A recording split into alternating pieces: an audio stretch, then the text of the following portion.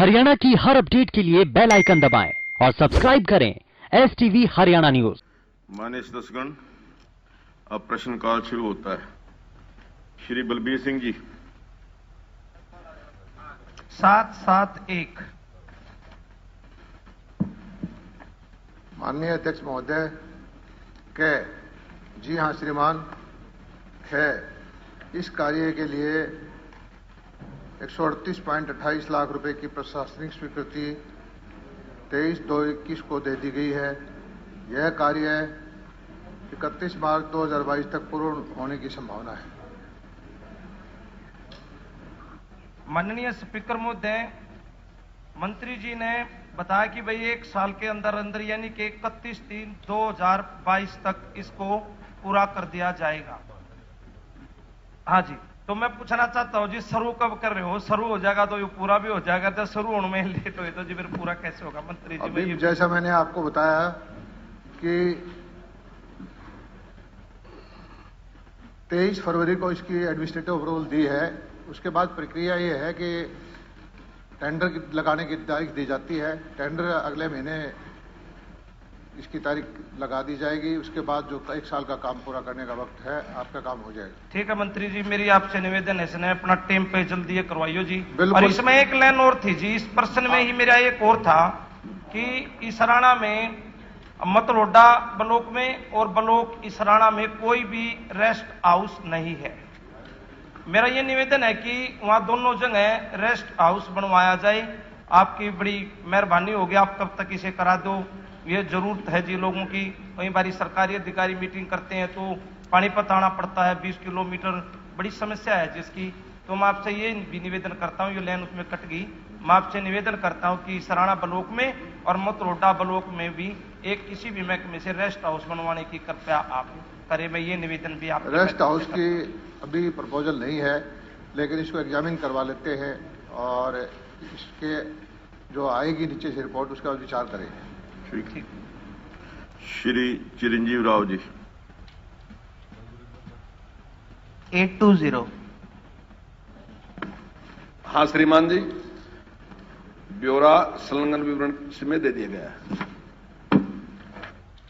अध्यक्ष जी, मैंने इसी मामले के ऊपर कॉलिंग अटेंशन भी लगाया था, जो कि आपके द्वारा रिजेक्ट कर दिया गया था। मैं आपको अध्यक्ष जी बताना चाहूंगा कि ये जो मामला है, भिवाड़ी से गंदा केमिकल पानी धारवाड़ा के अंदर आता है और जिसकी वजह से हमारा जो धारवाड़ा का ग्राउंड लेवल का पानी है और उसके आसपास के 10-12 गांव का जो पानी है वो प्रदूषित हो गया है। और उसकी वजह से धारवाड़ा के जो रोड है उनकी हालत भी बिल्कुल खस्ता हो गई है और आए दिन गुड़गांव और रेवाड़ी का जो हाईवे है वो हमेशा जाम रहता है। तो जो रिप्लाई यहां पर फाइल किया गया है, इसमें खुद यहां कहा गया है कि जो राजस्थान की गवर्नमेंट है वो अपने जो निर्देश दिए गए हैं एनजीटी के, उसकी पालना नहीं कर रही है।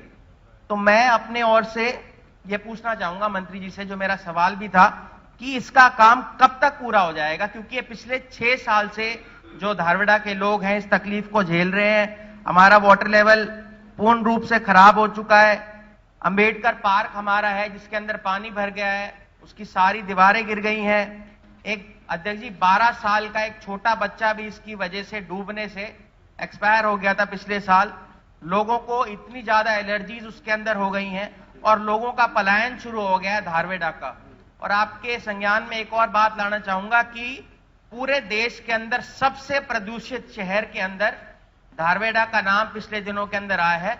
तो मैं आपसे अनुरोध करूंगा कि जल्द से जल्द इसका कार्य कराया जाए और मुझे यह बताइए कि कब तक इसका काम कंप्लीट हो जाएगा।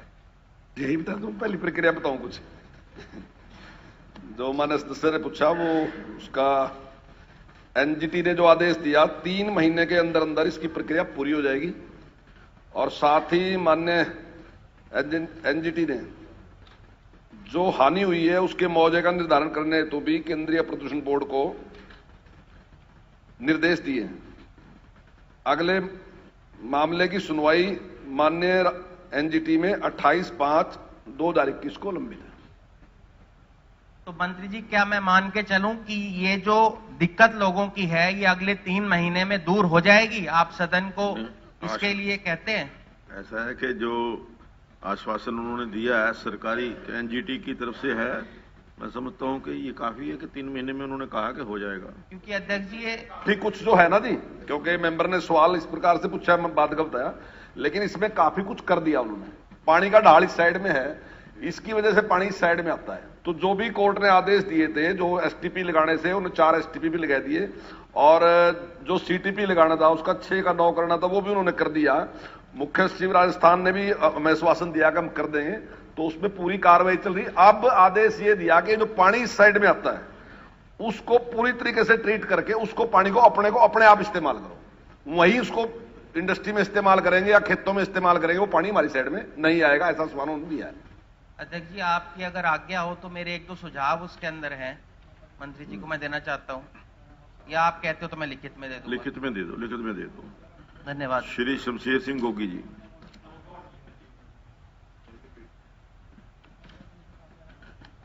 नहीं श्रीमान जी।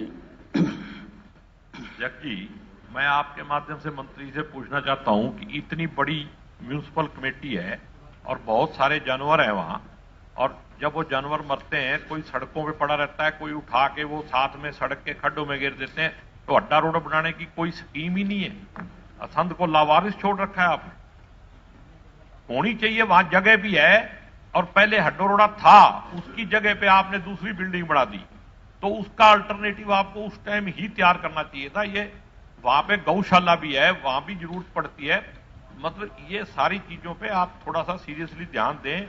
मैं मंत्री जी से रिक्वेस्ट करूंगा कि ये एक जेन्युइन प्रॉब्लम है, इससे प्रदूषण भी फैलता है, और जो बदबू उठती है उससे जो आसपास की कॉलोनी है, एक्सीडेंट हो जाए तो भी किसी जानवर को उठा के रखने की जगह नहीं है, और अगर मर जाए तो भी नहीं। जगह के लिए नगर पालिका से कोई प्रस्ताव आएगा तो हम जरूर विचार करेंगे। जनाब, प्रस्ताव तो आपके कहने से आएगा, जगह भी है, और साथ लगता है जैसे जयसिंहपुर गांव में आईटीआई कॉलेज बन सकता है, तो वहां भी जगह लेके अब साथ ही 2 किलोमीटर पे है। अगर आप सरकार चाहेगी, अगर आप कहोगे तो फिर मैं भी कोशिश कर लूंगा, वरना तो वो आप कोशिश कर दो, मैं बनवा दूंगा। आप एक बार जरा फोन कर दियो भी। मैंने आपको कह दिया फोन से ज्यादा ही है। नहीं, आपका डंडा इतना तेज है, वो मानते ही नहीं मेरी बात। वो कहते हैं जी मंत्री जी कहेंगे, मैंने आपको कहा था कॉलोनी अनऑथराइज है जी, रिंग रोड के अंदर। अध्यक्ष महोदय, वो भी आपने ऐसी छोड़। वैसे तो ये जो हड्डा रोड़ी का काम है, ये हम सारे प्रदेश में बंद करने जा रहे हैं, क्योंकि इससे वो मरे हुए जानवरों को उठाकर बाहर ले जाते थे, अपना जो सामान उनका बिकता था वो उतना छील के ले जाते थे, और जानवर वहीं पड़े रहते थे। बाद में कुत्ते नोच नोच के खाते थे, और उससे कई तरह की बीमारियां फैलती थी। इसलिए अब सुजेस्ट ये किया जा रहा है कि ये काम ना करके इनको भी दफनाने के लिए कोई ना कोई जगह निश्चित की जानी चाहिए। हम सारे हरियाणा में ये करने जा रहे हैं कि पशुओं को दफनाने के लिए, ताकि चूना और ब्लीचिंग पाउडर लगाकर उनको दफना दिया जाए, ताकि उससे बीमारियां ना फैलें। हम सारे प्रदेश में करने जा रहे हैं। मैं तो इस बात से अध्यक्ष जी आप सहमत हूं, मंत्री जी अगर ये चाहते हैं। मेरा कहने का मतलब ये है भाई, अल्टरनेटिव तो कोई तैयार होना चाहिए। बंद करने से पहले अल्टरनेटिव ढूंढो। अगर अल्टरनेटिव नहीं मिलता तो फिर बंद कैसे करोगे? ऐसे तो मतलब बाजार के अंदर ही पड़े रहेंगे। वो तो बंद ऑलरेडी हो चुका है।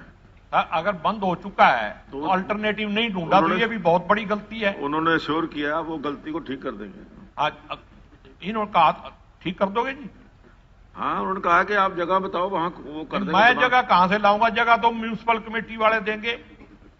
मेरे पास तो इतनी जगह ही नहीं है। मेरा शहर में जगह का पता लगाएंगे, म्यूनिसिपैलिटी को कहेंगे जगह मिलेगी तो हम इसका इंतजाम जरूर करेंगे। सड़कों पर पड़े नहीं रहने देंगे। मैं मंत्री हम जो हम नई व्यवस्था भी बना रहे हैं, उसके लिए भी पूरी व्यवस्था बनाएंगे, लेकिन उसमें टाइम लगेगा, और हम उसके लिए जगह का इंतजाम करेंगे। ठीक है, थैंक यू। सुभाष सुधा जी। 1007। श्रीमान जी, कुरुक्षेत्र में साइकिलिंग वेलोड्रम का निर्माण करने के लिए उपयुक्त भूमि की प्रबंध करने का प्रयास किए जा रहे हैं, तथा जैसे ही भूमि उपलब्ध होती है वेलोड्रम के निर्माण बारे आगामी कार्रवाई की जाएगी। इसलिए इस बारे फिलहाल कोई समय सीमा इंगित की जानी संभव नहीं है। अध्यक्ष महोदय, मैं मंत्री जी से रिक्वेस्ट करूंगा कि 2005 में आदरणीय स्पोर्ट मिनिस्टर आदरणीय अनिल विज जी थे, उन्होंने ये घोषणा की थी कि क्षेत्र में वेलोड्रम बनेगा। उसके बाद मुख्यमंत्री जी ने भी कई बार कहा कि वेलोड्रम क्षेत्र में बनना चाहिए। मैं मुख्यमंत्री जी का, अनिल विज जी का धन्यवाद करता हूँ। मिर्जापुर में 6 एकड़ जमीन हमने दे दी यूनिवर्सिटी ने, उसका MOU भी साइन हो गया। साइन होने के बाद फाइल आ गई, स्पोर्ट्स डिपार्टमेंट ने भी उसके साथ एग्रीमेंट कर लिया। मेरे पास ये कापी है स्पोर्ट्स डिपार्टमेंट की, ये देखो जी, सारा कागज है, नक्शा है उसमें। उसके बाद 20 एकड़ जमीन स्वर्ण जयंती में हमने पलवल में ली, मैंने लेके दी और वो भी स्पोर्ट्स अपना ट्रांसफर कर दी अपना स्पोर्ट डिपार्टमेंट को। उसके अंदर भी स्वर्ण जयंती, वो भी नहीं बना। थर्ड, मेरे क्षेत्र द्रोणाचार्य स्टेडियम है, उस स्टेडियम में की 7 लाख की जमीन स्पोर्ट्स डिपार्टमेंट ने लिखा कि स्टेडियम के साथ उन्होंने भी जमीन दे दी कि यहाँ पे एस्ट्रोटर्फ बनना था। एस्ट्रोटर्फ नहीं बन के हम इसको वेलोड्रम बनाना चाहते हैं, उसके लिए भी ये एग्रीमेंट है। स्पोर्ट डिपार्टमेंट को लिख के दे दिया स्पोर्ट अफसर ने। टोटल फाइल 3 जगह पर वेलोड्रम की जगह हमने बिल्कुल दी हुई है। मैं ये नहीं चाहता, आदरणीय स्पोर्ट मिनिस्टर चेंज हो गए हैं, मैं मंत्री जी कहूँगा आपका डिस्ट्रिक्ट है, आप डिस्ट्रिक्ट के मंत्री हैं, इस वेलोड्रम को क्यों रोके जा रहा है कि बार बार आप चाहते हैं कि इसको पेवा में ले जाना। मेरी हाथ जोड़ के निवेदन है, कुरुक्षेत्र में खिलाड़ी है, मुख्यमंत्री जी ने भी रिक्वेस्ट करी है, इससे ज्यादा बात नहीं मैं कह सकता। मुख्यमंत्री जी कह रहे हैं तो मेरी रिक्वेस्ट है, पूरे डॉक्यूमेंट मेरे पास है 3 जगह के, जगह कहते नहीं मिल रही। मंत्री जी, अध्यक्ष महोदय, एक बनाना है जगह में मैंने 3 पे साइन कर दिए हैं। अब मंत्री जी बार बार उसको कहते हैं जगह पसंद नहीं है। MOU साइन हो गया यूनिवर्सिटी के साथ, स्टेडियम के साथ जगह है जी, ये क्लियर है। और मैं ये भी लाया हूँ जी, ये देखो हमारे भी सुन लो। 1 मिनट जी, 1 मिनट, वो बता रहे हैं आप। हाँ जी बताओ। अध्यक्ष महोदय, मैं आपके माध्यम से सुभाष जोधा जी को बताना चाहता हूं कि ये हरियाणा का पहला वेलोड्रम है। ये गांव में या किसी और जगह में ना बनाकर, इसका विजन जो माननीय मुख्यमंत्री जी का भी है और हमारे पुराने स्पोर्ट्स मिनिस्टर अनिल विज साहब का भी है कि वेलोड्रम जो है वो शहर के अंदर हो, और यूनिवर्सिटी में उसमें हमारी प्रायोरिटी है कि यूनिवर्सिटी के अंदर बनाएं, जिससे कि हम आगे आने वाले समय में कोई भी बड़ा इवेंट जब करवाएं तो उसको होस्ट करने में हम प्रावधान कर सकें। तो हमारा मेन फर्स्ट पॉइंट जो है यूनिवर्सिटी के अंदर है, और इसको जैसे ही उस जगह सूटेबल जगह मिल जाएगी हम काम शुरू कर देंगे। ये आश्वासन मैं देता हूँ। अध्यक्ष महोदय, मेरा निवेदन है कि हमारा स्टेडियम है बिल्कुल सिटी के अंदर है, डिप्टी कमिश्नर ऑफिस बिल्कुल रेजिडेंस है, SPM का रेजिडेंस है, कोर्ट है, वहां पर 4 एकड़ जमीन पड़ी है और वो स्पोर्ट डिपार्टमेंट को लिख के भी दे दिया है। मैं भी ये लाया हूँ national institute for sport Patiala, यहाँ भी 4 एकड़ में बना हुआ है, 333 मीटर का। गुरु नानक देव यूनिवर्सिटी अमृतसर, वहाँ भी बना हुआ है 4 एकड़ में।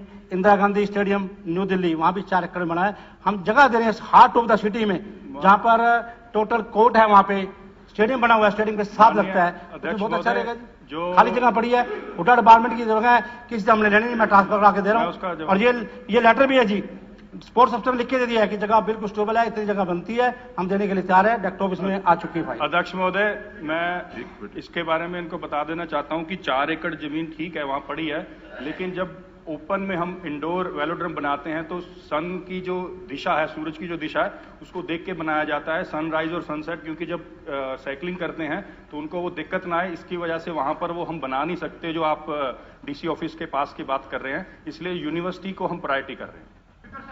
मैं ये कह रहा हूँ गुरु नानक देव यूनिवर्सिटी में ओपन बना हुआ है, नहीं वो एश्योर तो कर रहे हैं कि यूनिवर्सिटी तो कुरुक्षेत्र में ही है जी, वहाँ स्टेडियम है जी, वहाँ पे स्टेडियम सूरज बिल्कुल ठीक है, आप चेक करा लो।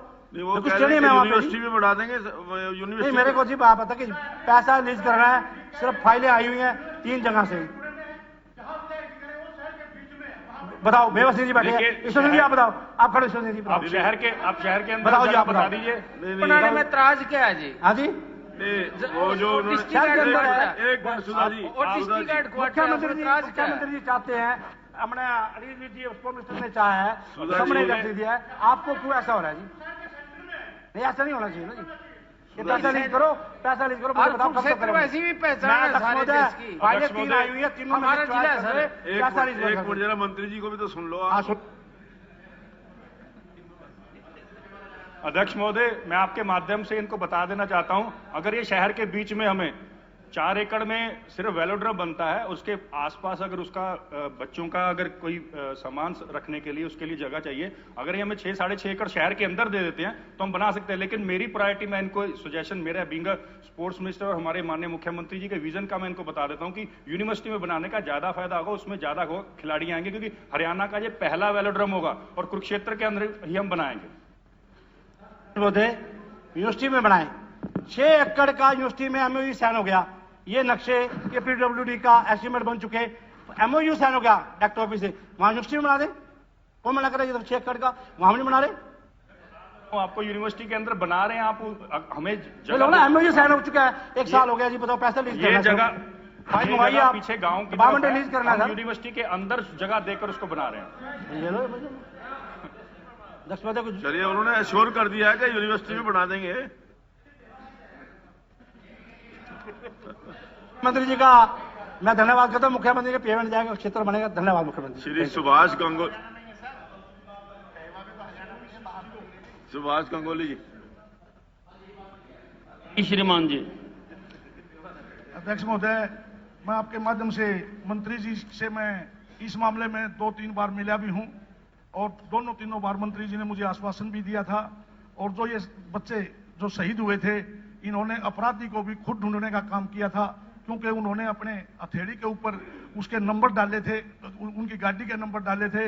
अध्यक्ष महोदय, मैं मंत्री जी को पता भी होगा, क्योंकि इन्वेस्टिगेशन के अंदर पता चला था कि उनको 40,000 रुपए की ऑफर भी दी गई थी, ना तो उन्होंने 40,000 रुपए लिए और ना ही उन्होंने मतलब अपनी ड्यूटी को निभाया है। तो ये एसपीओ बेचारा जो है आधा एकड़ का किसान है, इसका बच्चा, और इसके बूढ़े माँ बाप हैं, और साथ साथ में इसकी विधवा माँ है, एक इसका बहन है। इसका गुजारा कैसे होगा? इसका तो वंश ही, क्योंकि हमारे गांव में एक चीज चलती है कि जब भी कोई रिश्ते वाला आता है तो जमीन पूछी जाती है, और ये आधा एकड़ का बच्चा किसान है, ना इसका बाप है, तो इसकी आगे इसका तो वंश भी खत्म होने वाली बात है। जब इसका रिश्ता ही नहीं होगा तो आगे वंश कैसे चलेगा?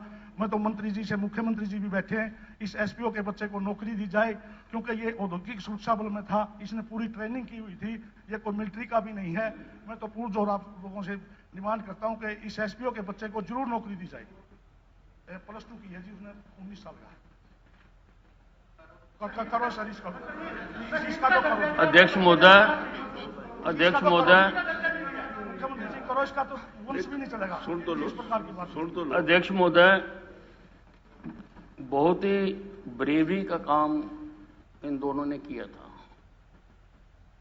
29-30 की रात को जब एक कार में 2 असामाजिक तत्व कुछ महिलाओं के साथ थे, इन्होंने जब उनको थाने चलने के लिए कहा तो उन्होंने इनकी हत्या कर दी।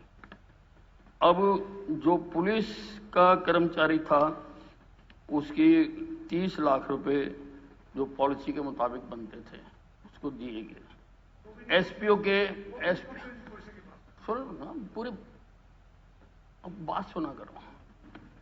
एसपीओ के 10 लाख बनते थे, लेकिन मैंने मुख्यमंत्री जी से विशेष रिक्वेस्ट करके इसको भी 30 लाख रुपए दिलवाए। इसके अतिरिक्त पुलिस कर्मचारियों ने इनकी हेल्प के लिए 71,05,400 रुपए इकट्ठे किए, वो भी दोनों को आधे आधे दिलवाए। जितने पुलिस कर्मचारी को दिलवाए उतने ही एसपीओ के परिवार को दिलाए। और जहां बात रही नौकरी की, देखो नीति में तो है नहीं, लेकिन विशेष परिस्थितियों में इस पर विचार करते हुए जिस प्रकार की उस एसपीओ की नौकरी थी, वैसी नौकरी हम उसके बच्चे को देने की कोशिश करेंगे। सर, पक्की नौकरी का जुगाड़ कर दो जी, हाथ जोड़ूं जी, मैं पक्की नौकरी का जुगाड़ कर दो जी इसका। सर, हमारे पानीपत में भी 8 मरला पुली पे विद साहब के वहीं पे माल टाउन में भी एक ऐसी बदमाशों ने पुलिस वालों पे गाड़ी चढ़ाई थी और उसमें भी एक एसपीओ ऐसे ही मारा गया था। मेरा निवेदन है सर कि उस पर भी गंभीरता से विद साहब, माननीय मुख्यमंत्री जी, मेरा निवेदन है कि हमारे पानीपत में भी एक ऐसे ही एसपीओ को, एक बच्चे को कार के साथ मारा था। बहुत दूर तक वो उसको शासा के लेके गए थे सर, उसकी भी फाइल लगी हुई तो दिया है। हाँ जी, इसकी तो नौकरी का जुगाड़ करो जी, हाथ जोड़ो जी। बता दो इसी में पक्की का कर दो जी, इसका रिश्ता हो जाएगा बेचारे का जी। भाई कह तो दिया जैसी नौकरी उस एसपीओ की थी उसी टाइप की नौकरी हम उसको दे देंगे। और ये एक स्पेशल केस होगा, इसका कहीं कोई और कोर्ट करके कहीं और वो ना हो, इसको हम इसको दे देंगे। सर मैं क्या समझू सर, ऐसा ही हादसा उसी के साथ लगते हुआ था सर। सर मैं भी श्योर चाह रहा था जी, हमारे वहां भी एक लड़का एसपीओ था, उस पर भी कार चढ़ा के बदमाशों ने उसको मारा था। पुलिस के भी उसमें 1-2 व्यक्ति जख्मी हुए थे, शहर के बीच में उसका मर्डर हुआ सर। आप मुझे लिख के दे देना, मैं केस मंगवा लूंगा, स्टडी कर लेंगे। जी Shri Ishwar Singh ji 872 sir. Speaker sir, माननीय उप मुख्यमंत्री जी से मैं इस सवाल के बारे में पूछना चाहता हूं कि गांव देहात के साथ जुड़े हैं डिप्टी सीएम साहब आप, और वो भूमिहीन लोगों की समस्याओं को गहराई से जानते हैं। 2008 में सर अलाट हुए थे 100 गज के प्लाट, आज 13 साल हो गए, और वो भी जो अलाट हुए थे 54% अलाट हुए, 46 उसमें भी रह गए। ये कह करके रह गए कि पंचायतों के पास जमीन नहीं है। मान गए इस बात को, और 54 के अंदर भी 10% दबंग आदमियों ने कब्जे वापस ले लिए, क्योंकि देहात का मामला है, भूमिहीन लोग हैं, गरीब हैं, कमजोर हैं। मैं ये जानना चाहता हूं कि 13 साल के बाद ये स्कीम ना में क्यों आई, जो है ना, इसको लागू क्यों नहीं किया जाता, उसके कारण क्या है? अध्यक्ष महोदय, माननीय सदस्य ने जो बात रखी, 100 गज की प्लॉट्स की अलॉटमेंट 2008 में हुई थी, और जिन जिन ग्राम पंचायतों के अंदर लैंड अवेलेबल थी उन ग्राम पंचायतों के अंदर प्लॉट्स अलॉट किए गए। जहां लैंड अवेलेबल नहीं थी वहां अलॉटमेंट नहीं हो पाई। आज के दिन कोई नए केसेस टेकअप नहीं किए जा रहे, इसलिए जवाब ना है। जहां तक बात अलॉटमेंट की या नए केसेस की है, अभी क्योंकि 1 अप्रैल से सेंसेक्स शुरू होगा, जब उसका डाटा आएगा उसके बाद विचार किया जा सकता है। उसके साथ साथ हमारी सरकार ने ये निर्णय लिया है कि जहां एरियल सर्वे पूरे हरियाणा का किया जा रहा है, लाल डोरा मुक्त हरियाणा को बनाया जा रहा है, जैसे उसका डाटा आएगा उसके अंदर पंचायत भूमि निकलती है, कोई और सरप्लस की जमीनें निकलती है, जैसे जैसे लैंड अवेलेबिलिटी होगी उसके ऊपर हम विचार करेंगे। मेरा पॉइंट दूसरा है जी। हो गए सर एक ही लिया जी मेरे पास टाइम। सर इन्होंने जो है ना, आदरणीय मुख्यमंत्री जी ने कहा कि पंचायत, वही तो मेरा सवाल है कि पंचायतों के पास जमीन नहीं। मैं ये पूछना चाहता हूं दोबारा कि जिस प्रकार से हुड्डा जमीन एक्वायर करके अपनी कॉलोनियां बनाता है, सेक्टर बनाता है, हाउसिंग बोर्ड जो है ना एक्वायर करके अपने सेक्टर कॉलोनियां बनाता है, तो क्या इस ढंग से इन कोई प्रावधान करोगे? क्योंकि शहर में तो लोग प्लॉट खरीद लेते हैं, अवेलेबल हैं, देहात में यदि कोई कमजोर आदमी या कैसे खरीदना भी चाहे तो वहां तो अवेलेबल खरीदने के लिए भी नहीं है। तो मैं आपके माध्यम से ये पूछना चाहता हूं कि क्या जमीन कोई रिजर्व प्राइस पे करके कॉलोनियां बनाएंगे वहां, ताकि पंचायत की जमीन यदि गांव से दूर भी है तो वहां लोग जो है ना कम से कम नॉमिनल रेट पर ले तो सकें। क्या इस प्रावधान को लागू करेंगे? अध्यक्ष महोदय, बहुत अच्छा सवाल माननीय सदस्य का है, क्योंकि गांव का अर्बनाइजेशन जैसे जैसे बढ़ी, 2 एजेंसीज हमारी HSVP हो, HSIDC हो, इंडस्ट्रियलाइजेशन के लिए, रेजिडेंशियलाइजेशन के लिए, उनने समय अनुसार प्लॉटिंग भी करी और सामान्य प्लान तरीके से डेवलपमेंट करी। एक हमारे बॉडी 2006 में बनी थी जिसका नाम है Haryana rural development authority, HRD। उसकी निरंतर 2006 से लेकर और 2019 तक 2 या 3 बैठक, हमने पिछले 1 वित्त वर्ष के अंदर उसकी 9 बैठकें करी, और पहली प्लान्ड रूरल कॉलोनी बनाई जाए HRDA की, इसके अंदर इसराना ग्राम पंचायत ने 47 एकड़ जमीन हमें दी। उसका नक्शा टाउन प्लानिंग डिपार्टमेंट से हमने अप्रूव कर दिया है, और ये आपको विश्वास दिला देता हूं कि अगले 1 माह के अंदर पहला रूरल अलॉटमेंट एंड ऑक्शन दोनों जॉइंटली हम इसराना के अंदर करेंगे, जिसमें गरीब आदमी को जो आज 150 गज, 280 गज, 350 गज और 500 गज के अलग अलग प्लॉट साइज के residential plots with community centre, with sports complex, वहां उनका इंडिपेंडेंट पावर फीडर होगा, प्रॉपर पानी की सप्लाई होगी, प्रॉपर रोड्स होंगी और साथ में एक, क्योंकि गांव की बात है, पशु रखने के लिए जोड़ की व्यवस्था भी होगी। इस तरह की प्लान्ड तरीके से कॉलोनी रूरल हरियाणा के अंदर पहली बार बनाई जाएगी, जिसमें गरीब आदमी के लिए स्पेशल, जैसे आपने मांग रखी है, उसके अंदर लोअर प्राइस पे अलॉटमेंट का प्रावधान जरूर करने का प्रयास करेंगे। साथ ही एक जुड़ा हुआ प्रश्न है। मैं माननीय मुख्यमंत्री जी से बात पूछना चाहती हूँ कि प्रधानमंत्री आवास योजना जो है प्रधानमंत्री जी के नाम से जुड़ी हुई है, तो उसका जो है, उसके जो घर हैं उसमें भी कोई भी तरह से कोई वो नहीं हुआ, कोई घर नहीं बने हैं पिछले 2019-20 में। तो लॉकडाउन की बात हो सकती है कि लॉकडाउन के टाइम आप नहीं बना पाए हो। तो ये जो हैं कम से कम तो शाम के अंदर तो मैं आपको कह सकती हूँ कि more than 20 villages are there जहाँ पे प्रधानमंत्री आवास योजना के तहत कोई भी घर नहीं बना है अलग अलग गाँव में। तो ये बनाने की योजना है क्या इस साल? माननीय सदस्य ने जो सवाल पूछा इससे संबंधित नहीं है, सवाल अलग है, आपका सवाल माननीय आचार्य अध्यक्ष महोदय, मैं माननीय सदस्य को बताना चाहूंगा कि हमारे पास जितने भी अप्रूव्ड पीएमजीएस प्रधानमंत्री आवास योजना के प्रपोजल थे, उसके अंदर केवल मात्र 1300 कुछ, एग्जैक्ट नंबर तो मेरे को याद नहीं है, डाटा आपको दे दूंगा, 1300 कुछ के ही तीसरी किस्त पेंडिंग है। उसके बाद क्योंकि हरियाणा ने एक पहला कदम उठाया है, जितनी हाउसिंग स्कीम्स है उसको कंसोलिडेटेड तरीके से, चाहे वो अर्बन की हो, रूरल की हो, वो हाउसिंग डिपार्टमेंट को शिफ्ट कर दी गई है। और आने वाले समय के अंदर जितने ऐसे गरीब परिवारों को मकान देने की, चाहे प्रधानमंत्री ग्रामीण आवास योजना हो, चाहे शहरी आवास योजना हो, उन सबको हाउसिंग डिपार्टमेंट प्लान्ड तरीके से जितनी लैंड अवेलेबल है, जितने पैसे उनको सैंक्शन होने, उसके ऊपर काम करें। अध्यक्ष जी, हो गया जी। श्री बिशन लाल सैनी जी, बिशन लाल सैनी जी।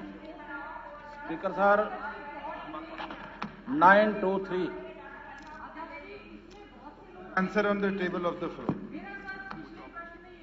ऐसा है कि सप्लीमेंट्री 6-6, 8-8 सप्लीमेंट्री होती, हो चुकी सप्लीमेंट्री। आप अपना अलग से क्वेश्चन पूछिए, आप अपना अलग से क्वेश्चन पूछिए। बिशनलाल सैनी जी। 923 सर। जिन सदस्यों ने क्वेश्चन पूछे हुए हैं, कम से कम उनके तो आने दो sir. 923 sir, answer on the table. ऐसे कोई फायदा नहीं बोलने का पिताजी, कोई फायदा नहीं बोलने का, रिकॉर्ड नहीं होगा, नहीं रिकॉर्ड नहीं होगा। क्या आप, मैंने कहा कि ना सप्लीमेंट्री 2 से ज्यादा नहीं होते, मैंने 3 दे दिए, इसके बाद नहीं होंगे। आप बोलिए। स्पीकर सर, आप दूसरों के राइट के ऊपर इन्फ्रिंज करती है, हमेशा इन्फ्रिंज करती है। मंत्री जी ने जो अपने दूसरे सदस्यों के भी कोई राइट है ना, आप उन सदस्यों के ऊपर हमेशा इन्फ्रिंज करती हैं। नहीं, बाकी लोगों के क्वेश्चन रह जाते हैं तो बाद में जो लास्ट वाले। स्पीकर सर, मंत्री जी ने जो अपने जवाब में तो सप्लीमेंट्री 3 हो चुकी हैं कि भाई सीरियल नंबर 1 से सीरियल नंबर 8 तक उनकी एडमिनिस्ट्रेटिवली अप्रूव कर दी गई हैं, और सीरियल नंबर 1 और 2 और 7 are in satisfactory condition. Speaker sir, मैं आपके माध्यम से मंत्री जी को कहना चाहूंगा कि पता नहीं तो ये जवाब लिखने वाले अधिकारी कौन है, वो लिख दे और आप उसी तरह पढ़ दें। इसको दोबारा से चेक कराओ। अगर 2 नंबर और 7 नंबर ये दोनों सड़कें अगर चलने काबिल हों तो इसका मतलब कि मैं झूठा हूं, अगर ना हो इसका मतलब जवाब देने वाला झूठा है। अगर ये सड़कों पर चलने काबिल हो ना, तो मुख्यमंत्री जी बैठे हैं, मुख्यमंत्री जी आपकी जुत्ती अगर मेरा सिर होगा, लेकिन ये बात गलत है इस तरीके से कहना। नहीं, ये कहना गलत है कि भैया सेटिस्फैक्ट्री कंडीशन के अंदर है। ऐसी मतलब जवाब, बात कुछ होती है जवाब ऐसी दे देते हैं। नहीं मंत्री जी, जो आदरणीय सदस्य ने कहा है, अगर इसकी जांच कराएं कि अगर ये 2 और 7, 2 से 7 तक, उन्होंने कहा कि ये संतोषजनक स्थिति है, अगर स्थिति ठीक नहीं है तो जिस अधिकारी ने जवाब दिया है उसकी आप। माननीय अध्यक्ष जी, माननीय सदस्य ने जो बात कही है, बोल चुका हूं ये कल। 2 सड़कें हैं, 6 सड़कें नहीं है जिनका एडमिनिस्ट्रेटिव अप्रूवल दिया गया। 1 नंबर जो तिगड़ा तिगड़ी और दुसानी की रोड है आपकी, इसका इस साल के अंत तक काम पूरा कंप्लीट हो जाएगा। जो रेलवे स्टेशन मुस्तफाबाद से छप्पड़ रोड है, इसका 30/6/21 तक काम कंप्लीट हो जाएगा। इसका टेंडर और वर्क अलॉट हो चुका है।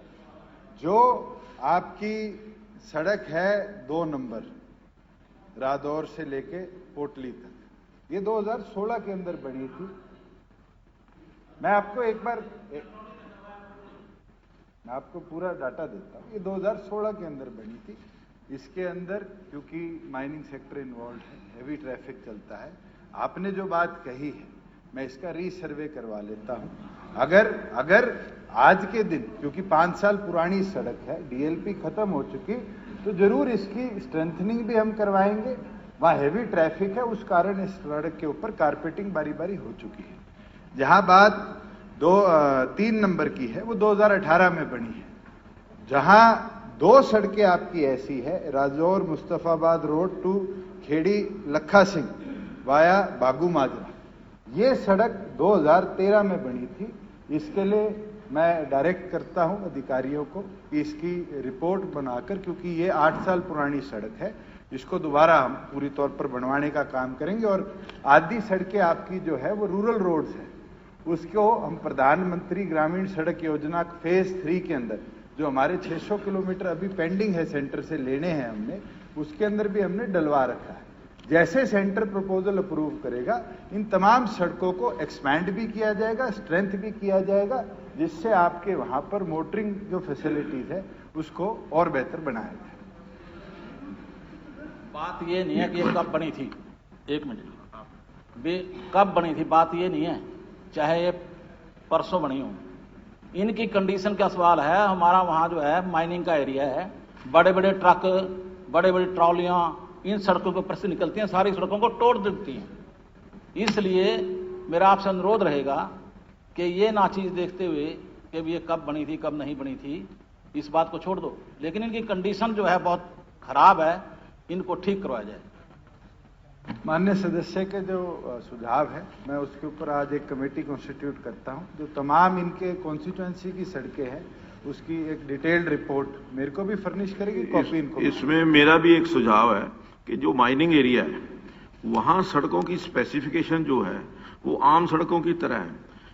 हैवी लोडेड ट्रक्स वहां निकलते हैं, उनकी स्पेसिफिकेशंस को अगर ठीक कर देंगे तो ये जल्दी टूटेंगे नहीं, मेरा ये सुझाव है। इसके ऊपर निरंतर हाँ जी, माइनिंग डिपार्टमेंट अपनी ओर से ई रवाना, वेइंग स्केल और अलग अलग प्रयास कर रहा है, और मैं उम्मीद करता हूं ओवरलोडिंग अगर बंद होगी तो कहीं ना कहीं ये चीज, ये व्यवस्था भी सुधरेगी। वो भी हमारा ही काम है। हाँ जी, doctor Kishan Midda ji. On for it, answer on the floor. अध्यक्ष महोदय, सबसे पहले तो मैं माननीय मुख्यमंत्री जी का और डिप्टी सीएम साहब का बहुत बहुत धन्यवाद करता हूं कि राज्यपाल के अभिभाषण के दौरान रखी मेरी इस डिमांड को बजट में जींद से कैथल रोड को 4 मार्गीय बनाने का जो प्रस्ताव था मेरा, उसको मंजूर कर दिया गया है। वहीं पे ही मैं माननीय उप मुख्यमंत्री से पूछना चाहता हूं, क्या यह तथ्य सही है कि मेरे विधानसभा क्षेत्र जींद के अमरेड़ी गांव और माननीय डिप्टी सीएम साहब के विधानसभा क्षेत्र की शाहपुर गांव के पास बहुत ज़्यादा रोड टूटी हुई है, जिसमें शाहपुर के पास आज से लगभग 15 दिन पहले एक एक्सीडेंट भी हुआ उसी रोड की वजह से, और वहां पर उस व्यक्ति की मृत्यु भी हो गई। इसी प्रकार से छोटे मोटे एक्सीडेंट तो कई बार रूटीन में होते रहते हैं, लेकिन कम से कम जब तक ये 4 लेन बने तब तक इसको सुचारू रूप से इनको बिल्कुल ठीक कर दिया जाए, ताकि किसी प्रकार की कोई दिक्कत ना आए, कोई ऐसी घटना ना घटे ताकि किसी लोगों को दिक्कत आए। माननीय सदस्य ने जो बात रखी है, बिल्कुल उसका एस्टीमेट हमने बनने दे दिया है रिपेयर वर्क्स का, क्योंकि इसके लिए गवर्नमेंट ऑफ इंडिया को हमने लिखित तौर पर भी कहा। नितिन गडकरी जी से स्वयं मैं मिलकर भी आया, जो माननीय रोड मिनिस्टर हैं, और उनसे हमने आग्रह किया है कि केवल मात्र ये जींद से लेकर कैथल ही नहीं, पूरा, क्योंकि नेशनल हाईवे भिवानी तक भी आ चुका है, भिवानी टू कैथल दोनों नेशनल हाईवेज को कनेक्ट करने के लिए इसको NHAI टेकअप करे। और हम उम्मीद रखते हैं कि केंद्र सरकार हमारे प्रपोजल को अप्रूव करेगी कि ये पूरा सेक्टर जो है ये 4 लेन होगा, जिससे जो छोटे छोटे विलेजेस हैं जिनके अंदर आज सड़क टूटी हुई है उनके भी बाईपास निकाले जाए कि गांव के लोगों को भी कहीं ना कहीं उनकी सेफ्टी मिले और हमारा रोड नेटवर्क और स्ट्रेंथन। माननीय उप मुख्यमंत्री जी, मेरा सवाल, मेरा प्रश्न ये है कि जो शाहपुर में और जींद के अमरेड़ी गांव में जो रोड फिलहाल बिल्कुल खस्ता हालत में, जिसकी वजह से एक्सीडेंट होने की वजह से 1-2 लोगों की मृत्यु भी होगी, क्या इन्हें फिलहाल 1 सप्ताह 10 दिन में ठीक कर दिया जाएगा ताकि कोई ऐसी अप्रिय घटना फिर ना घट सके? जब तक 4 लेन होगा तब तक तो होगा ही होगा, लेकिन इस रोड को दुरुस्त किया जाए ताकि ऐसा हादसा दोबारा ना बीते।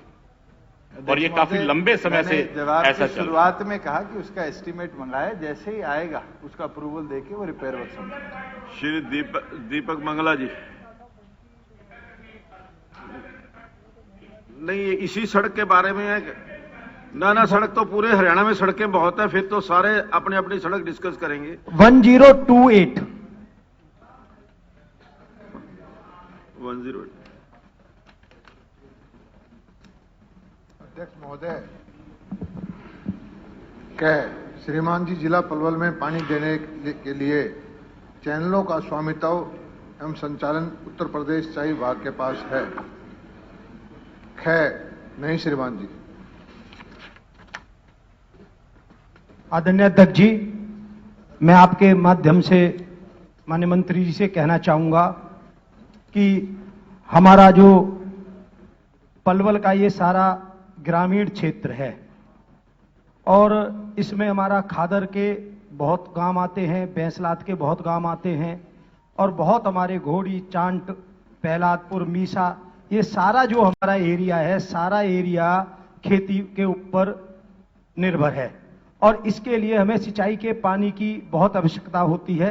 और अब वहां पर पर्याप्त मात्रा में सिंचाई का पानी नहीं मिलने के कारण वहां पर हमारी खेती हमारे कृषक नहीं कर पाते और एक जो हमारी मेवात रेनीवेल योजना के तहत बहुत बड़ी संख्या में इस क्षेत्र में ट्यूबवेल लगे हुए हैं जो पीने के पानी की आपूर्ति करते हैं, जिससे दिन प्रतिदिन पानी का जो जल स्तर है वो बहुत नीचे आ गया है। अगर यहाँ पर बैराज बन जाता है तो जहां हमारे लिए इस समय सिंचाई के पानी की बहुत बड़ी कमी है वो पूरी होगी और आगे आने वाले समय में अगर यहाँ बैराज नहीं बनता है तो पीने के पानी की भी बहुत बड़ी समस्या उत्पन्न होगी।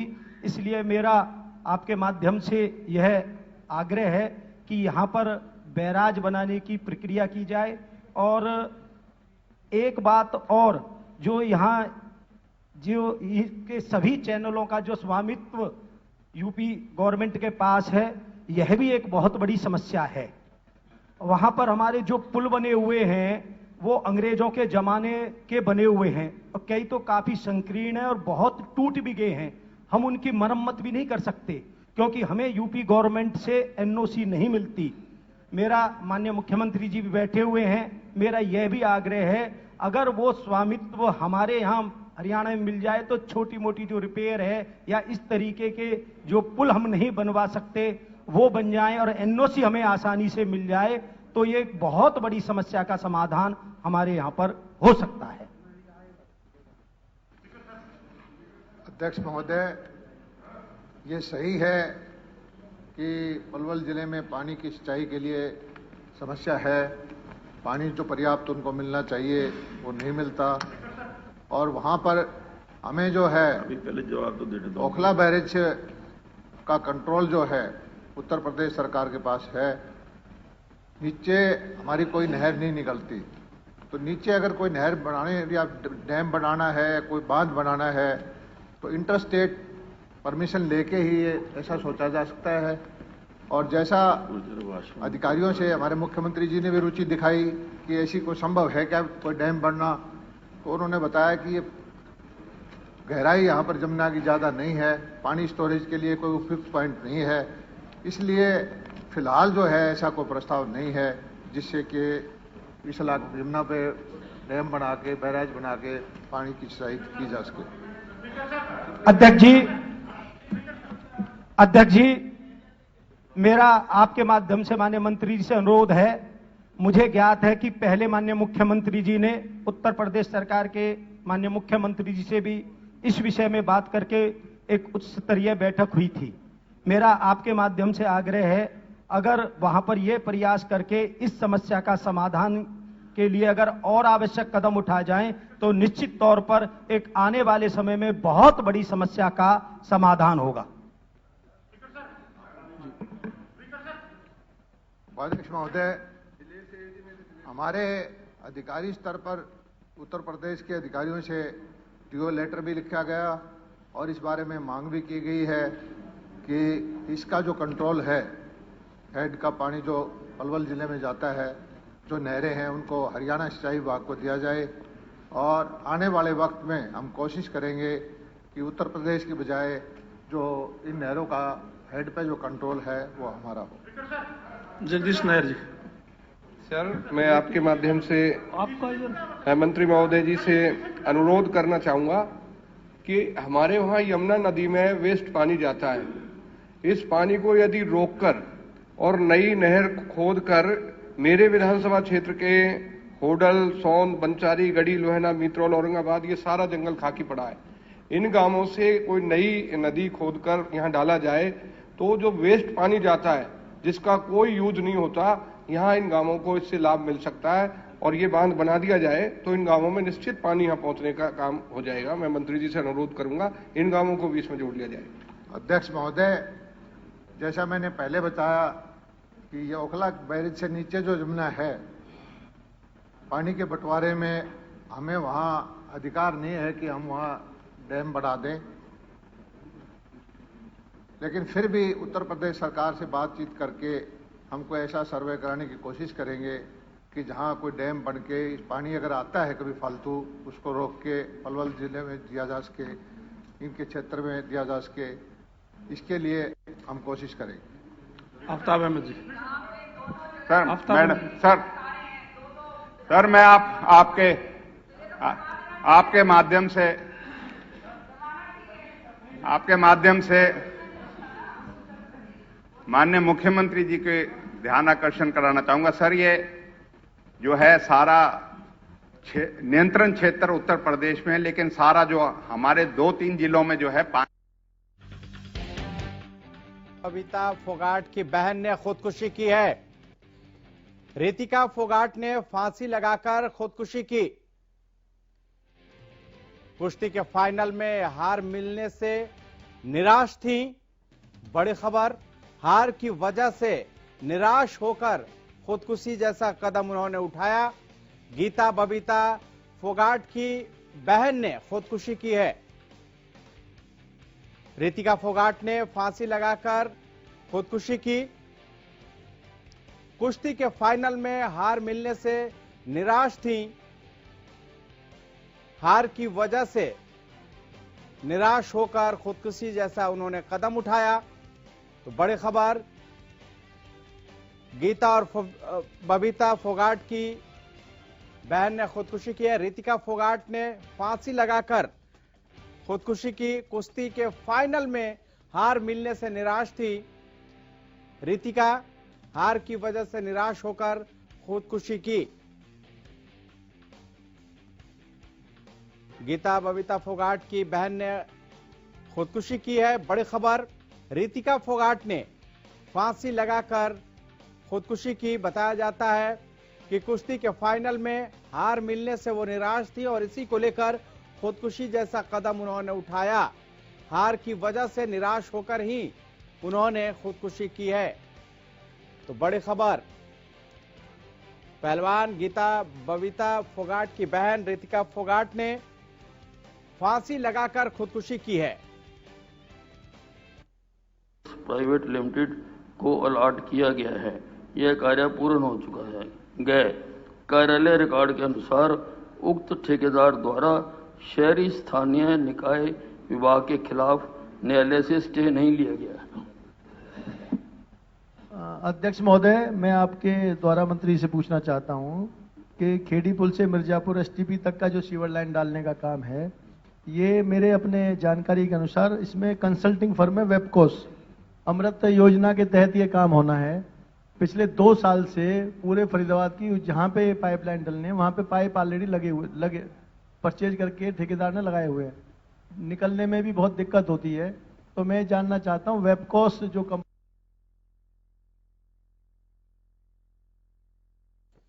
तो विधानसभा में प्रश्नकाल के दौरान कई सवाल विधायकों ने किए, जिसका जवाब मंत्री यहां दे रहे हैं। वहीं कांग्रेस विधायक चिरंजीवी ने गुड़गांव रेवाड़ी हाईवे का मुद्दा उठाया। उन्होंने इसको निर्माण को लेकर सवाल किए। उन्होंने कहा कि धारवेड़ा से पलायन शुरू हो गया है, यहां सबसे प्रदूषित ये शहरों में जो एक आंकड़ा आया है, जो एक सर्वे आया है, उसके मुताबिक ये काफी प्रदूषित शहर है। साथ ही पशुओं को दफनाने का मुद्दा भी उठा, जिसको लेकर गृह मंत्री ने जवाब दिया। उन्होंने कहा कि इसका इंतजाम वो कर रहे हैं। तो कई सवाल विपक्ष के और सत्ता पक्ष के विधायकों ने प्रश्नकाल के दौरान उठाया, जिसका जवाब मंत्रियों ने दिया।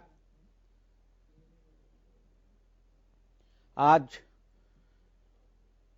विधानसभा बजट सत्र का आखिरी दिन है और अभी प्रश्नकाल चल रहा है, और प्रश्नकाल के बाद सरकार कई विधेयक भी पेश करेगी, जिसमें खास करके संपत्ति क्षति वसूल विधेयक समेत 6 अहम बिलों को पास कराने की कोशिश सरकार करेगी। हालांकि धर्मांतरण विधेयक इस सत्र के दौरान पेश नहीं किया जाएगा। वही सदन में किरण चौधरी ने कहा कि उन्होंने भी कई सवाल पूछे। पीएम आवास योजना के तहत तोशाम में घर बनेंगे, इसको लेकर किरण चौधरी ने सवाल किया। ऐसी ही एक अमृत का मामला ब्रजगोपाल कंस्ट्रक्शन कंपनी का है, फरीदाबाद का है, और 41 टेंडर छूट चुका है। मेरा एफिडेविट नहीं है, माननीय चीफ सेक्रेटरी डीएस देसी साहब का है। मुख्यमंत्री जी के संज्ञान में ये मामला भी है। प्रयत्न भी हो रहे हैं, पर हालात बद से बदतर हो रहे हैं कि माननीय मंत्री जी आश्वासन दे दें, क्योंकि कोर्ट में हमारी पैरवी सही नहीं हो रही इस केस की। ये केस जब भी लगे माननीय एजी महोदय खुद प्रस्तुत हो, क्योंकि सरकार का, ये भारत सरकार का पैसा है, 150 करोड़ से ऊपर वो पैसा भी गल जाएगा। वो सड़क वलपुल चौक से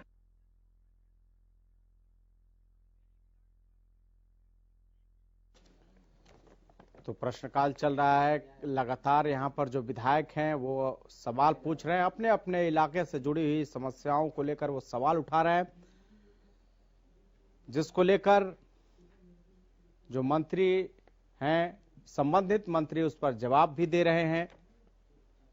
इस दौरान विधायक चिरंजीवी ने गुड़गांव और रेवाड़ी सड़क का मामला भी उठाया। उन्होंने कहा कि सड़कों पर ध्यान नहीं दिया जा रहा है। साथ ही उन्होंने बताया कि इधर सड़क खराब होने की वजह से धारूहेड़ा से लोग पलायन तक करने लगे हैं। साथ ही उन्होंने धारूहेड़ा को सबसे प्रदूषित शहर भी बताया। वहीं शमशेर सिंह ने पशुओं को दफनाने का मुद्दा उठाया, जिस पर गृह मंत्री ने कहा कि इसको लेकर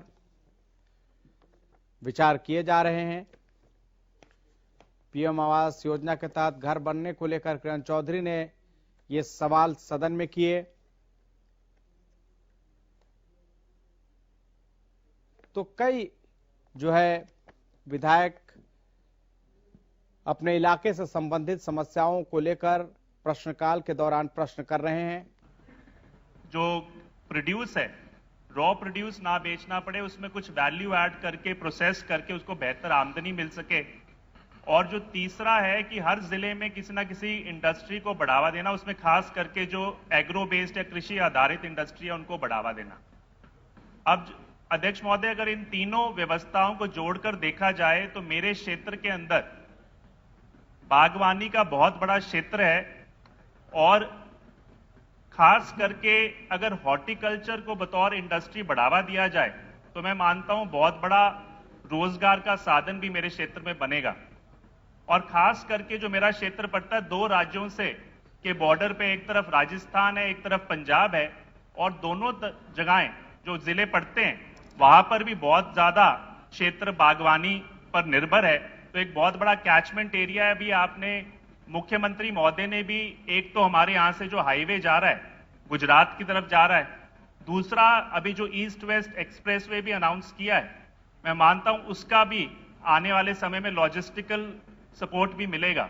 तो जो गन्नौर में हॉर्टिकल्चर हब है वो सही मायने में बहुत दूर पड़ता है हमारे जो किसान हैं, भाई हैं।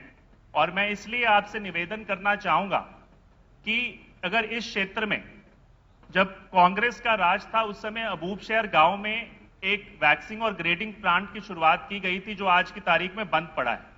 अगर उसको रिवाइव कर दिया जाए और उसके साथ साथ प्रोसेसिंग यूनिट, लॉजिस्टिकल सपोर्ट भी, और एक मंडी की तरह हॉर्टिकल्चर छोटी मंडी अगर सरकार वहां पे निर्धारित करती है, तो मैं मानता हूं जिस तरीके से कीनू है, आज की तारीख में अमरूद की खेती बहुत बढ़ावा मिल रहा है, रानिया के अंदर टमाटर की खेती है, तो उस तरीके से मैं मानता हूं एक बहुत बड़ा आज की तारीख में एग्रो बेस्ड इंडस्ट्री के रूप में आप उसको स्थापित कर सकते हैं, जिसमें रोजगार भी मिलेगा, आमदनी भी मिलेगी। तो मैं आपसे यही निवेदन करना चाहूंगा उसको दोबारा रिवाइव करके वैक्सिंग ग्रेडिंग प्लांट में खास करके एक प्रोसेसिंग यूनिट, ताकि जो मोदी जी ने भी, मैं एक दिन भाषण सुन रहा था, ये कह रहे थे कि खास करके हमें आवश्यकता है कि जो रॉ प्रोड्यूस की जगह उसको वैल्यू ऐड करें, तो उसको आवश्यकता है कि हमारे एरिया को एग्रीकल्चर हब के रूप में आप डेवलप करें, हॉर्टिकल्चर के हब के रूप में। मांगियाना नर्सरी जो इंडो इजराइल प्रोजेक्ट के रूप में स्थापित, उसके साथ हमें सैंपलिंग्स मिल जाते हैं, अगर उसी के साथ साथ हमें वैक्सिंग ग्रेडिंग और प्रोसेसिंग यूनिट हो जाए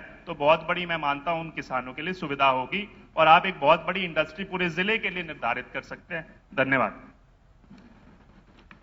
अध्यक्ष महोदय, हमारे भाई विधानसभा सदस्य ने बताया, इस बात से मैं सहमत हूं। सरसा जिला तबवाली और ये कुछ इलाका राजस्थान का और अबूब शहर का एक हब बन चुका है बागवानी का, और इसमें हमारे हॉर्टिकल्चर विभाग का भी बहुत भारी योगदान है। इजराइल का तालमेल से मंगियाना में बहुत एक्सीलेंस सेंटर है, वहाँ पौध देने का, खेती के तरीके, बीमारियों से रोकने की, किसान के मेले भी लगते हैं, सब तरह की चीज़ें उनको बताई जाती है। और हमारी जो 500 के आसपास एफपीओ बन चुकी हैं, सरसा जिले में भी काफ़ी एफपीओ बनी है, और उसमें हम 70 से लेकर 90% तक किसान समूहों को सब्सिडी देते हैं, और उसमें सॉर्टिंग, पैकिंग, कोल्ड स्टोरेज, छोटे माइनर, उन सब की सुविधाएं हैं। इनकी मांग जो है कि वहाँ पर ऐसा कोई बड़ा प्लांट फूड प्रोसेसिंग का लग जाए, ये जायज़ मांग है। और लेकिन आज के दिन जो पॉलिसी है भारत सरकार की, अलग कृषि विभाग की नहीं है, अलग विभाग की पॉलिसी है जो फूड पार्क बनाती है, और एंटरप्रेन्योर उसमें आके कोई प्रोसेसिंग का, जूस का कोई प्लांट लगाए, उसमें हरियाणा सरकार का जो सहयोग होगा वो देने को तैयार है। और जो वैक्सीन का प्लांट है एफिड का लगा हुआ, उसको भी हम दोबारा रिवाइव करेंगे, जांच कर लेते हैं कि वो किस वजह से बंद पड़ा हुआ है। हमारी इच्छा ये है कि हमारे प्रधानमंत्री जी का जो लक्ष्य है किसान की आमदनी बढ़ाना और फलों की, फूलों की, सब्जियों की खेती करना और किसानों की ट्रेनिंग देना, किसानों को मंडी उपलब्ध कराना, इस दिशा में जो भी कोई सदस्य सुझाव देता है हम उस पर गंभीरता से विचार करने को तैयार हैं। अध्यक्ष महोदय, बस एक बात कहना चाहूंगा कि इसके अंदर जिस तरीके से आपने कहा, मैं उस चीज का सहमत हूं, बट केवल और केवल वहां पर एक आप हॉर्टिकल्चर मंडी, जिस तरीके से आपने गन्नौर में एक बहुत बड़ा, ऑब्वियसली वो एनसीआर के पास है, बट मैं मानता हूं ये क्योंकि 2 राज्यों के पास हमारा क्षेत्र पड़ता है, तो उसका एक सपोर्टिंग सिस्टम विद द जो अब नया इंफ्रास्ट्रक्चर आप रोड का भी दे रहे हैं, तो उससे मैं मानता हूं बहुत बड़ी सहूलियत मिलेगी जो हमारे यहाँ के किसान हैं, कि वहां से अगर सरकार सपोर्ट करे, क्योंकि आपने कहा कि हम और हॉर्टिकल्चर और अल्टरनेटिव फार्मिंग की मंडी उसको बढ़ावा देंगे, तो कम से कम इसमें सरकार को भी इन्वेस्टमेंट करने का कुछ। धन्यवाद अमित जी। श्री हरविंद्र कल्याण जी। 1013 answer on table sir. Speaker sir, जैसा कि मंत्री जी के जवाब में आया है क्योंकि घरोंडा शहर में और आसपास नगर पालिका या कोई ऐसी सरकारी ज़मीन उपलब्ध नहीं है, तो विभाग ने जो चयनित किया है बस्ताड़ा गांव का जो स्टेडियम है उसको अपग्रेड करने का, सब डिवीज़न लेवल का स्टेडियम के तौर पर। तो इसके लिए मैं दो बातें कहना चाहूँगा, आपके माध्यम से माननीय खेल मंत्री जी से अनुरोध करूँगा कि ये जो स्टेडियम है ये जीटी रोड के ऊपर है और करनाल और पानीपत के बिल्कुल बीच में पड़ता है, हाईवे के ऊपर है, पूरे इलाके की भी डिमांड है। तो मेरा अनुरोध है कि वहाँ पर कोई ना कोई इंडोर स्टेडियम या कोई मल्टी यूटिलिटी स्पोर्ट्स हॉल इस तरीके से वहाँ पर बनवाया जाए। मैं पंचायत से बात करके ज़मीन उपलब्ध कराने की पूरी कोशिश करूँगा। और दूसरा मेरा अनुरोध मंत्री जी से है कि अगर मैं अपनी विधानसभा की बात करूँ तो पहले जब भी स्टेडियम बने थे विभाग द्वारा जो बनाए गए थे वो केवल 15 गांवों के एरिया में ही वो सीमित है, 3 स्टेडियम है और बहुत बड़ा इलाका जो विधानसभा का है वहाँ पर कोई भी ऐसी खेल की सुविधाएं नहीं है। कुछ स्टेडियम हमने जरूर बनवाए हैं जो HRDF के फंड से पिछले प्लान में कई बने हैं, मगर वहाँ पर कोई ऐसी जो सुविधाएं स्पोर्ट्स डिपार्टमेंट की तरफ से होनी चाहिए ऐसी उपलब्ध नहीं है। तो मेरा अनुरोध है कि न केवल घरोंडा विधानसभा का बल्कि पूरे स्टेट का एक इस तरीके से सर्वे कराकर ये देखा जाए कि जहां जहां पर भी स्पोर्ट्स फैसिलिटीज की जरूरत है उनको करवाया जाए। और खास तौर पर जहां की मैं डिमांड कर रहा हूं पूरी यमुना बेल्ट और मेरठ रोड के पार का जो मेरा इलाका है लगभग 60 गांव, वहां पर भी स्पोर्ट्स स्टेडियम या इस तरीके की प्लानिंग करके स्पोर्ट्स की सुविधाएं प्रदान की जाए। धन्यवाद। अध्यक्ष महोदय, सदस्य ने जो बात करी मैं इनको बता देना चाहता हूं, जो घरोंडा का है ना नहीं, जो घरोंडा का तो घरोंडा गांव में जो एजुकेशन की लैंड है जिसमें ये स्टेडियम है और उसके अंदर घरोंडा के अंदर अगर हम देखें तो वहां से 7 नेशनल प्लेयर अभी तक निकल चुके हैं और 5 गेमों के ऊपर सरकार काम कर रही है, उसके ऊपर कोचेस भी लगा रखे हैं। लेकिन फिर भी वहां से बिल्कुल 4 किलोमीटर दूरी पर बस्ताड़ा गांव के अंदर हम उपमंडल स्तर का हम स्टेडियम की जो बात कर रहे हैं, स्टेडियम मैं इसलिए कह रहा हूं क्योंकि वहां पर मल्टी गेम्स होंगी, तो जिसमें हमने 4 गेम्स जो आइडेंटिफाई की हैं वहां पर फेमस भी हैं, खेली भी जाती हैं और अभी तक जो 90 से 100 खिलाड़ी वहां पर प्रैक्टिस कर रहे हैं। वहां पर वूशू जो इंडोर में खेली जाती है, कबड्डी और रेसलिंग इसके ऊपर ज़्यादा वहाँ पर हैं, तो उसके ऊपर हम प्रावधान कर रहे हैं और सरकार के संज्ञान में भी है, विचाराधीन में है कि इसको हम बढ़ाएंगे। और इनके जो घरोंडा हलके में जो एरिया है जो बता रहे हैं 15-20 किलोमीटर का, तो उसके अंदर हम सर्वे करवाएंगे और जो जो गेम वहाँ पर उपलब्ध होंगी उसको हम आगे भी बढ़ाएंगे। स्पीकर सर, मैं अनुरोध करूंगा कि एक हॉल के बारे में मंत्री जी जरूर बात करें। श्री विनोद बियाना जी। 1040 सर। आप लिख कर नहीं श्रीमान जी। अध्यक्ष महोदय, मैं पहले तो माननीय मुख्यमंत्री जी का धन्यवाद करता हूं जिन्होंने हमारे इलाके की जरूरत को समझते हुए 2016 में हांसी को पुलिस जिला बनाया।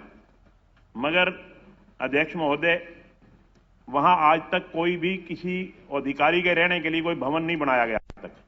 कहने को तो वो हम कहते हैं कि वो पुलिस जिला है, मगर शाम के 4 बजे के बाद वहां कोई अधिकारी नहीं होता, चाहे एसपी हैं चाहे डीएसपी लेवल के अधिकारी हैं, सब हिसार चले जाते हैं। तो इसलिए मेरा माननीय मंत्री जी से निवेदन है कि वहां इनके रहने के लिए भवन बनाए जाएं ताकि वो जिला सुचारू रूप से चल सके।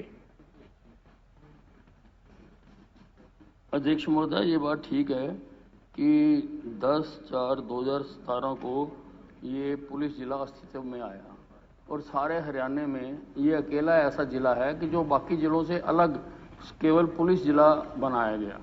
इसकी जमीन के लिए प्रयास किया जा रहा है, जमीन चिन्हित कर ली गई है। 55 एकड़ 6 कनाल भूमि जो है ये कृषि व किसान कल्याण विभाग की वो चिन्हित कर ली गई है और मैं अधिकारियों की एक कमेटी बनाऊंगा कि जो इसको एक्सपीडाइट कराए ताकि वहां पर पुलिस लाइन और अधिकारियों के ऑफिस और मकान बनाए जा सके।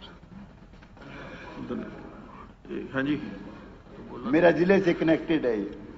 नहीं अध्यक्ष महोदय, सवाल इनका है, जिले से मेरे से कनेक्टेड है, मेरे भी हांसी में ही लगता है। मैं अभी जो विनोद बैना जी ने बात की वो तो है ही, उसकी तो बात में वो सही है, लेकिन मैं एक बात और कहना चाहता हूं। मुख्यमंत्री जी इस समय हैं यहाँ, आपके माध्यम से कहना चाहता हूं, इसको पूरा जिला भी बना दिया जाए झांसी को, ये उस इलाके की बहुत पुरानी मांग है। ये पुलिस, धन्यवाद जी। अब माननीय सदस्यगण, अब प्रश्नकाल समाप्त होता है। माननीय सदस्यगण, जैसा कि आप सबको विदित है कि श्रेष्ठ विधायक पुरस्कार समिति द्वारा वर्ष 2020-2021 के लिए डॉक्टर अभय सिंह यादव विधायक एवं श्री वरुण चौधरी विधायक को श्रेष्ठ विधायक चुना गया है।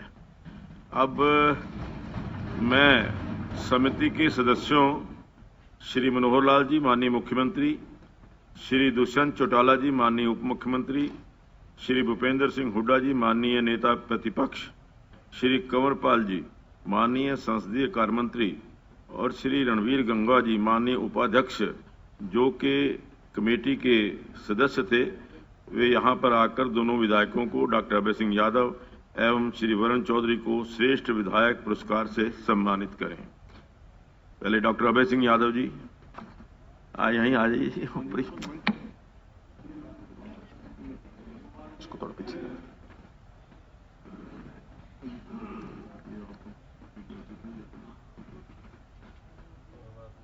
आइए,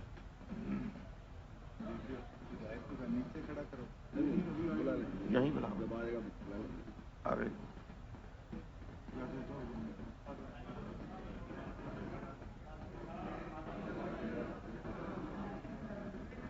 पहले शॉल दो, शॉल।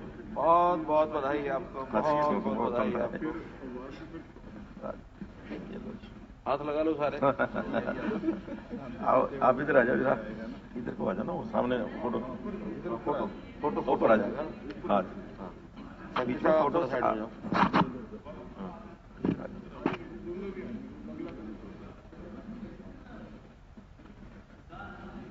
भाई ताली तो बजाइए जरा इतना, एकदम सब बहुत बहुत बधाई। एक मिनट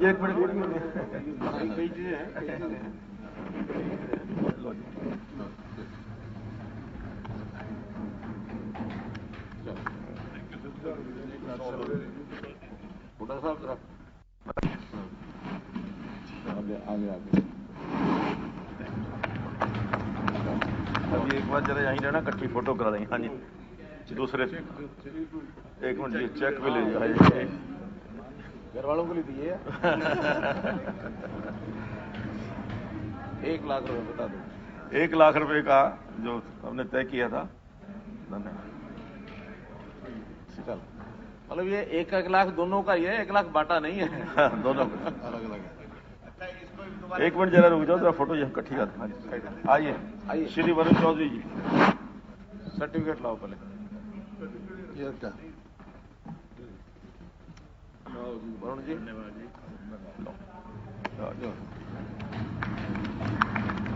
बहुत बहुत बधाई आपको। धन्यवाद। लो जी, आइए।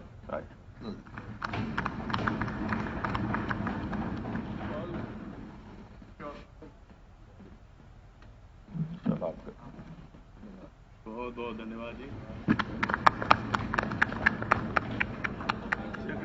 चेक लो। हाँ। ये घर वालों के लिए। जिसने अगले साल लेना हो सब ताड़ी बजाओ।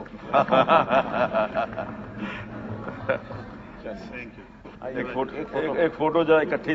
हाँ जी, थोड़ा एक परली तरफ हो जाए। अबे जी इधर आ जाओ। जो मर्जी करें, इनकी मर्जी नहीं। कुछ घर भी ले जाने दोगे कि नहीं?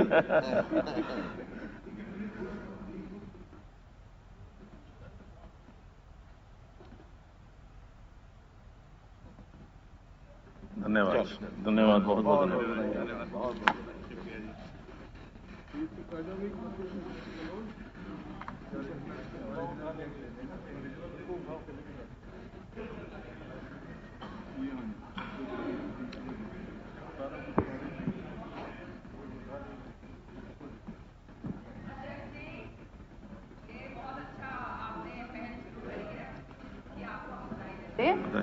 यू। ये पहले होना चाहिए था, बहुत अच्छी बात है। और इस तरह से प्रोत्साहित होंगे हमारे जो, हाँ ये पहली बार दिया है आपके टाइम में था? अच्छा, मुझे नहीं मालूम। एनीवे आपको बधाई देती हूँ। अध्यक्ष जी, आज मैं ये सुबह अखबार जब पढ़े तो हैरान हो गई। टाइम्स ऑफ इंडिया में, इंडियन एक्सप्रेस में सारा का सारा जो है ये आया हुआ है। वो अब मैं ये पूछना चाहती हूँ कि ये जो है appointment of shooter to HCS post और लिखा हुआ है उसके अंदर CM's flip flop over appointment, साथ में CM's चेंज ऑफ हार्ट। तो ये जो है दबाव में काम कर रहे हैं क्या? ये मैं टाइम्स ऑफ इंडिया की रिपोर्ट पढ़ रही हूँ जी। हेडिंग ये है, Haryana CM's flip flop over appointment of shooter to HCS post, और आगे CM's change of heart due to personal interest of JJP leader. पूरा का पूरा अखबार ही पड़ा हुआ है। इसी तरह से इंडियन एक्सप्रेस में भी आया हुआ है। अध्यक्ष, अब आप मुझे बताइए कि पहले जो है उसको नहीं, LPA जो है कहते हैं कि पहले फाइल नहीं करेंगे, फिर उसके बाद फाइल करा जाता है। तो ये सारा का सारा अखबार इसका मतलब झूठ बोलते हैं फिर CM साहब। इसके ऊपर आपके ऊपर मैं नहीं कह रही, मैं खाली पूछना चाह रही हूँ, मैं पूछना चाह रही हूँ किस तरह का दबाव डल रहा है क्या?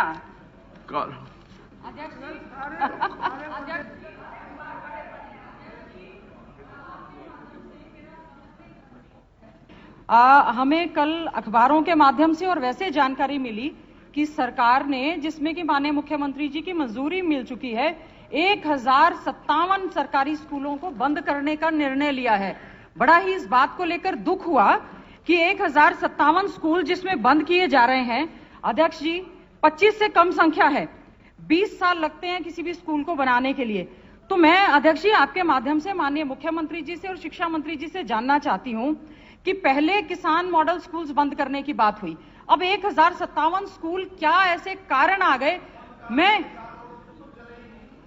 किसान मॉडल स्कूल्स की बिल्डिंग, मेरा अनुरोध है अध्यक्ष जी मेरा आपसे अनुरोध है कि डाइट्स को लेकर, डाइट्स में एडमिशन को लेकर अध्यक्ष जी मैंने 3, 4, 5 बार कहा, माननीय मुख्यमंत्री जी क्लियर काइंडली इसमें हमें ये बताएं कि डाइट में जो हमारे सरकारी बच्चे हैं उनका जनरल का 6,000 रुपए फीस था और शेड्यूल कास्ट का 5,000, और प्राइवेट में ऑफिशियली ये जो फीस है 25,800 है, जिसमें कि ये करीबन 40,000 लेते हैं। तो ये ऐसा क्यों किया गया है सरकारी स्कूलों में जिसमें गरीबों के बच्चे पढ़ते हैं, शेड्यूल कास्ट बैकवर्ड क्लास पढ़ते हैं, उनके लिए एडमिशन प्रक्रिया माननीय मुख्यमंत्री जी 2018 से बंद है। तो क्या this is the new education policy जिसमें 1057 स्कूल बंद हो गए, डाइट में सर एडमिशंस बंद कर दिए, और हम जो सेल्फ फाइनेंस स्कूल हैं, कॉलेज है, उनको हमने एडमिशन की परमिशन दी हुई है, उनकी फीस 40,000 से ज्यादा है। ये प्री सर्विस में JBT D.Ed के कोर्सेज होते हैं। अध्यक्ष जी मेरा आपके माध्यम माननीय मुख्यमंत्री जी से अनुरोध है कि काइंडली आप इनको एडमिशंस को शुरू करवाने का काम करें। 21 जिलों की डाइट्स में एडमिशन प्रक्रिया बंद पड़ी है। एक स्टेट लेवल एडवांस्ड इंस्टीट्यूट प्रारंभ झज्जर में माननीय मुख्यमंत्री जी मैंने आपसे भी अनुरोध किया था, आपसे भी बात की थी, 2013 से उसकी क्लासेस चल रही हैं, पैसा पड़ा हुआ है, आज तक उसकी पोस्ट सैंक्शन नहीं हुई, उसकी बिल्डिंग आज तक नहीं बनी। तो मेरा आपसे अनुरोध है काइंडली आप उसको भी देखें। आप कह रहे हैं कि 1057 इस पे आप जरूर स्टेटमेंट दें जो बंद किए हैं, आप कह रहे हैं मर्ज किए हैं। As per the right to education act अगर स्कूल बंद, आपको 1 किलोमीटर के असेस में स्कूल देना है, अगर आप स्कूल नहीं दे पा रहे हैं तो प्राइवेट स्कूल में बच्चे को एडमिशन देना पड़ेगा और सरकार उसका पैसा दे। और जो 1057 स्कूलों का जो इंफ्रास्ट्रक्चर है, जो स्कूल की, सवाल पूछ लिया, कुछ जवाब तो देना उसका। 1 मिनट पहले नहीं, आपने इतना बड़ा सवाल पूछ लिया, सवाल का सवाल ही ना जाएगा, जवाब पहले उनको जवाब तो देने दो। आपने इतने प्रश्न खड़े कर दिए सरकार पे। नहीं, वो स्कूल का नहीं होगा ना जी, स्कूलों का है या स्कूल का या और कोई आपका 1 मिनट लगेगा। स्कूल का एजुकेशन, बहन जी ने इतने सवाल कर दिए, कुछ तो पहले उनका करने दो, पहले उनको करने दो, पहले 1 मिनट। हाँ जी ये एक मिनट ये तो सारा गोलमोल हो जाएगा। पहले उनका सवाल खुलवाइए जी इसने एक बार। हाँ जी इकट्ठा दे देना सवाल। आरआई स्कूल, हाँ जी, आरआई मॉडल स्कूल थे जिसमें 2250 सैंक्शन पोस्ट थी। आज उन स्कूलों में सिर्फ 350 सैंक्शन पोस्ट टीचिंग और नॉन टीचिंग का, जिसका 90% रिजल्ट जो उन स्कूलों ने दिया है। आज उन स्कूलों में लोग छोड़ के जा रहे, जो उनकी सर्विसेज, जो लेक्चरर की, उनकी टीचर्स की सर्विसेज थी 2018 में कंफर्म होनी थी, पक्के होने थे, उनकी फाइल डिपार्टमेंट में घूमती, इधर से उधर घूमती। अब वो लोग छोड़ के जा रहे हैं इन स्कूलों को, जो 90% रिजल्ट देते हैं सरकारी स्कूल के, उनका क्या हाल चाल है? अध्यक्ष जी, मंत्री जी ने कहा, एक तो किसान मॉडल स्कूल की बात कही कि वो शुरू नहीं हुए, बिल्डिंग बनी हुई है, शुरू करेगा कौन? हमारा प्रयास ये होना चाहिए जिसकी वजह से बनाया था किसान मॉडल स्कूल, कि शिक्षा को गांव तक ले जाए हम। इंग्लिश मीडियम स्कूल हो, किसान का बच्चा पढ़ सके वहां। ये नहीं है भाई वो तो प्रयास करोगे तो स्कूल चलेगा क्यों, नहीं समझ में आया। आरओई में नहीं है। और कुल मेरे ख्याल में पूरे 40,000 से ज्यादा टीचरों की जगह खाली है। कब भरोगे उनको? स्कूल पर तो काम नहीं चलेगा ना, टीचर लाने से काम चलेगा। तो कब भरोगे और कब किसान मॉडल स्कूल करोगे? आरओई स्कूल जैसे बंद हो रहे हैं तो किसान मॉडल स्कूल, आरओई और ये सब बंद हो गए तो सारा इंफ्रास्ट्रक्चर जो बना है, इतना पैसा लगा है, वो बर्बाद हो जाएगा। जिसके लिए बनाने हैं, शिक्षा को गांव तक लेके जाओ, उनके नजदीक लेके जाओ। जब शिक्षा नीति अच्छी होगी, शहर में बुला के तो सभी कर देंगे। शहरों में तो मॉडल स्कूल आ जाएंगे, लेकिन किसान का बच्चा, गरीब का बच्चा वहीं इंग्लिश मीडियम से सीखे जो लेना चाहता है, उसको शहर में ना आना पड़े। ये सरकार को ध्यान देना चाहिए इस पे। खाली ये किसान स्कूल चले नहीं तो कब नहीं, एक मिनट पहले एजुकेशन का हो जाने दो। एक मिनट, किसान मॉडल स्कूल के बारे में अभी माननीय नेता प्रतिपक्ष चौधरी भूपेंद्र सिंह हुड्डा जी ने भी कहा और बहन जी ने भी कहा है, मैंने इसका जवाब कल दे दिया पूरा, कि ये एक योजना थी सरकार की 2011 में शुरू की, और उन्होंने प्रस्ताव दिया था कि एचआरडीएफ से और मार्केटिंग बोर्ड उसमें पैसा देगा। लेकिन जो योजना थी वो 29 करोड़ की थी, जो पैसा आया वो 6 करोड़ था। इतना बड़ा डिफरेंस था। दूसरा, पंचायत ने जमीन देनी थी, केवल 6 पंचायतों ने ऐसा उत्साह दिखाया कि उन्होंने प्रस्ताव दिया, और जो एडमिशन कराए वो एडमिशन इतने कम थे कि बहुत ही ज्यादा, जो स्कूल शुरू किए बहुत ही कम थे, इसलिए वो शुरू नहीं सके। दूसरा, उन्हें डाइट की बात करी। और इसमें एक बात और मैं कहना चाहूंगा कि नेता प्रतिपक्ष ने जो बात कही कि हम किसान, देखिए किसान के साथ जोड़ के बात करना चाहते हैं कि किसान के बच्चे में एडमिशन, ये तो कोई ऐसा रूल बनाया था कि किसान एडमिशन लेंगे वहां, हमने उसका ही विकल्प दूसरा दे दिया। हमने संस्कृति मॉडल स्कूल वहीं खोल दिए। उतनी बड़ी एजुकेशन है, उतनी सारा कुछ है, वो कामयाब भी है। और जैसे ही हमने उसको सीबीएसई, एक मिनट, जैसे हमने सीबीएसई जोड़ दिया, वैसे ही उससे उत्साह भी है। और आप संख्या को देख सकते हैं, संस्कृति मॉडल स्कूल तो आपने सीबीएसई बना दिया। मैंने जो किसान मॉडल स्कूल थे उनका इंग्लिश मीडियम था, संस्कृति मॉडल स्कूल का इंग्लिश मीडियम है। इंग्लिश मीडियम, इंग्लिश पढ़ाई जाती है, मीडियम इंग्लिश नहीं। आपके टाइम में भी इंग्लिश था साहब, आपके टाइम में भी इंग्लिश था भाई। उसका मकसद यही था, शुरू होते हैं जब आती है, एकदम नहीं होता है एक में सब एडमिशन आती है। नहीं, वो काफी बड़ी संख्या की। दूसरा, डाइट में अभी मानस सदस्य ने पूछा कि भाई डाइट में जो जेबीटी का कोर्स था वो बंद कर दिया। अभी स्थिति क्या है कि 3.5 लाख लोगों ने जेबीटी कर ली, और 2014 के बाद कोई डिमांड नहीं है जेबीटी की। अभी तक कोई डिमांड आई नहीं है टीचर के लिए, क्योंकि हमारे पास आज की मैं जवाब, हमारे आज के टाइम में भी हमारे पास जेबीटी टीचर जो है वो सरप्लस है। और दूसरा हाँ सरप्लस है, वो केवल नहीं आपके देखिए भाई जेबीटी की बात कर रहे हैं, वो जेबीटी टीचर की बात कर रहे हैं। मेवात में 924 की कमी है, वैसे सरप्लस है हमारे पास, और उसमें हमारे पास सरप्लस है जेबीटी। और दूसरा, आपने यही पूछा था कुछ और है, आप बीच में बोल पड़े, मैं भूल गया बताता आपसे बात।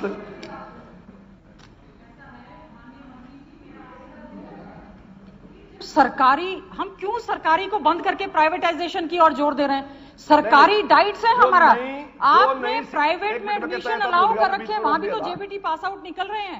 तो आप गरीब बच्चों के हक पर, मेरा माननीय मंत्री जी आपसे अनुरोध है, मुख्यमंत्री जी आपसे अनुरोध है कि जब प्राइवेट स्कूल में जिसने जेबीटी में एडमिशन लेना है वो लेगा, आप सरकारी क्यों बंद कर रहे हैं? 21 के 21 जिलों में डाइट्स खुले हुए हैं। भारत सरकार, आप अगर सरप्लस है वो कहीं भी जॉब कर लेंगे, प्राइवेट में कर लेंगे, लेकिन आप हम कुछ ही साल में आने वाले टाइम में अभी हम उस पर सारी चेकिंग कर रहे हैं। जैसे आपने बताया कि उसमें नियम, एक मिनट जवाब तो दो जी, आप बीच में बोल रहे हैं। आने वाले टाइम में जो नई शिक्षा नीति है उसमें जेबीटी की जरूरत नहीं रहेगी, इस कर का वो चेंज भी होगा। तो अब अगर हम बच्चों को इस प्रकार से एडमिशन देंगे तो उनका भविष्य कोई ठीक नहीं है, इसलिए हमने उसको बंद। किरण चौधरी जी, स्कूल में 700 मेरी सुन लीजिए, आपस में मत लड़ो, पहले कोई एक डिसाइड कर लो। 700 पोस्ट खाली पड़ी है और हाई स्कूल में जो है 696 पोस्ट खाली पड़ी है और प्राइमरी स्कूल में 2300, प्राइमरी एलिमेंट्री स्कूल में पेड की 2300 कुछ खाली पड़ी है। ये सारी सीटें खाली पड़ी, पढ़ाएगा कौन, रेगुलेशन कौन करेगा? इतनी सीटें खाली पड़ी है और ये कहते हैं टीचर्स की पूरे हैं। चलिए, माननीय मंत्री जी से जानना चाहती हूँ 1057 सरकारी स्कूलों का क्या होगा?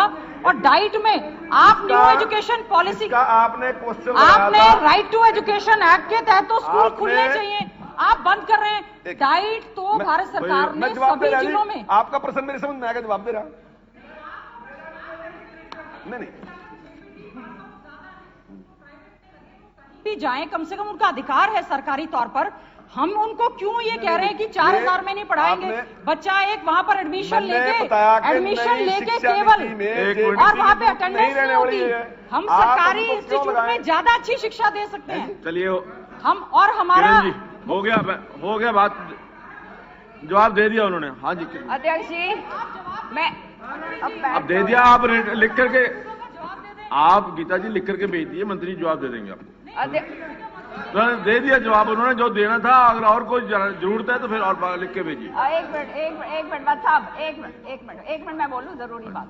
अध्यक्ष जी, मैं माननीय मुख्यमंत्री जी का बहुत सम्मान करती हूँ और मुझे मालूम है कि वो कभी भी पार्टिसन तरीके से बात नहीं करते, कोई वेस्टेड इंटरेस्ट नहीं होता इनका।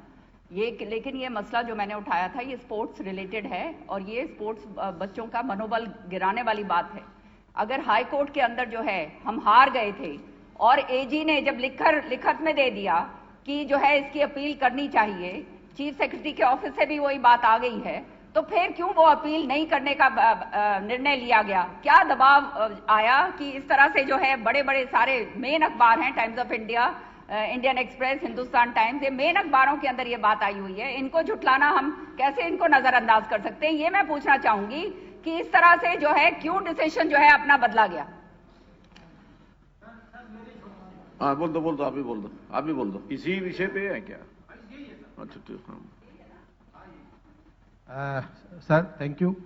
मेरे सर 2016 में पाटौदा गांव में संस्कृत स्कूल मॉडल की घोषणा हुई थी। सर वो तो विषय बदल गया, वो तो सर नहीं सर, घोषणा तो शिक्षा मंत्री जी बैठे हैं ना, वो तो पहले हो गया शिक्षा मंत्री। सर नहीं सर, मैं जो वो घोषणा हुई थी उसके सर पीछे आपने पैसे मंजूर भी कर दिए थे, पर उसकी कंस्ट्रक्शन शुरू नहीं है। मेरी रिक्वेस्ट है सर कि वो कंस्ट्रक्शन शुरू करा दे। सीएम साहब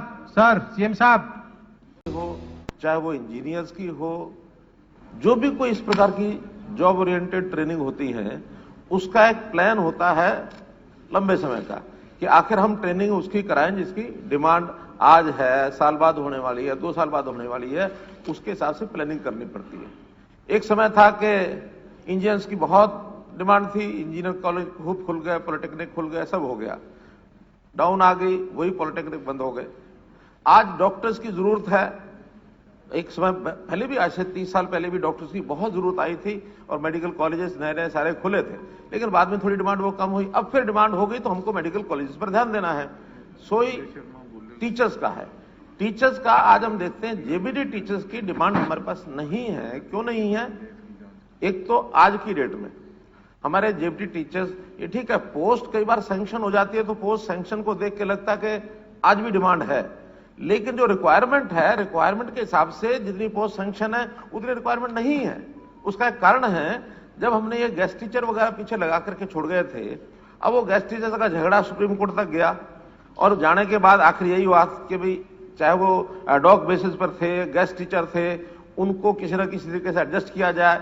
यहीं बैठ करके हाउस में हमने डिक्लेयर किया ठीक है, इनको हम परमानेंट अपॉइंटमेंट तो नहीं मानते, लेकिन इनकी नौकरी को आखिरी समय तक, इनके रिटायरमेंट के समय तक नहीं जाने देंगे, उसका कोई प्रावधान हमने कर लिया है, एक्ट पास करके ही किया है।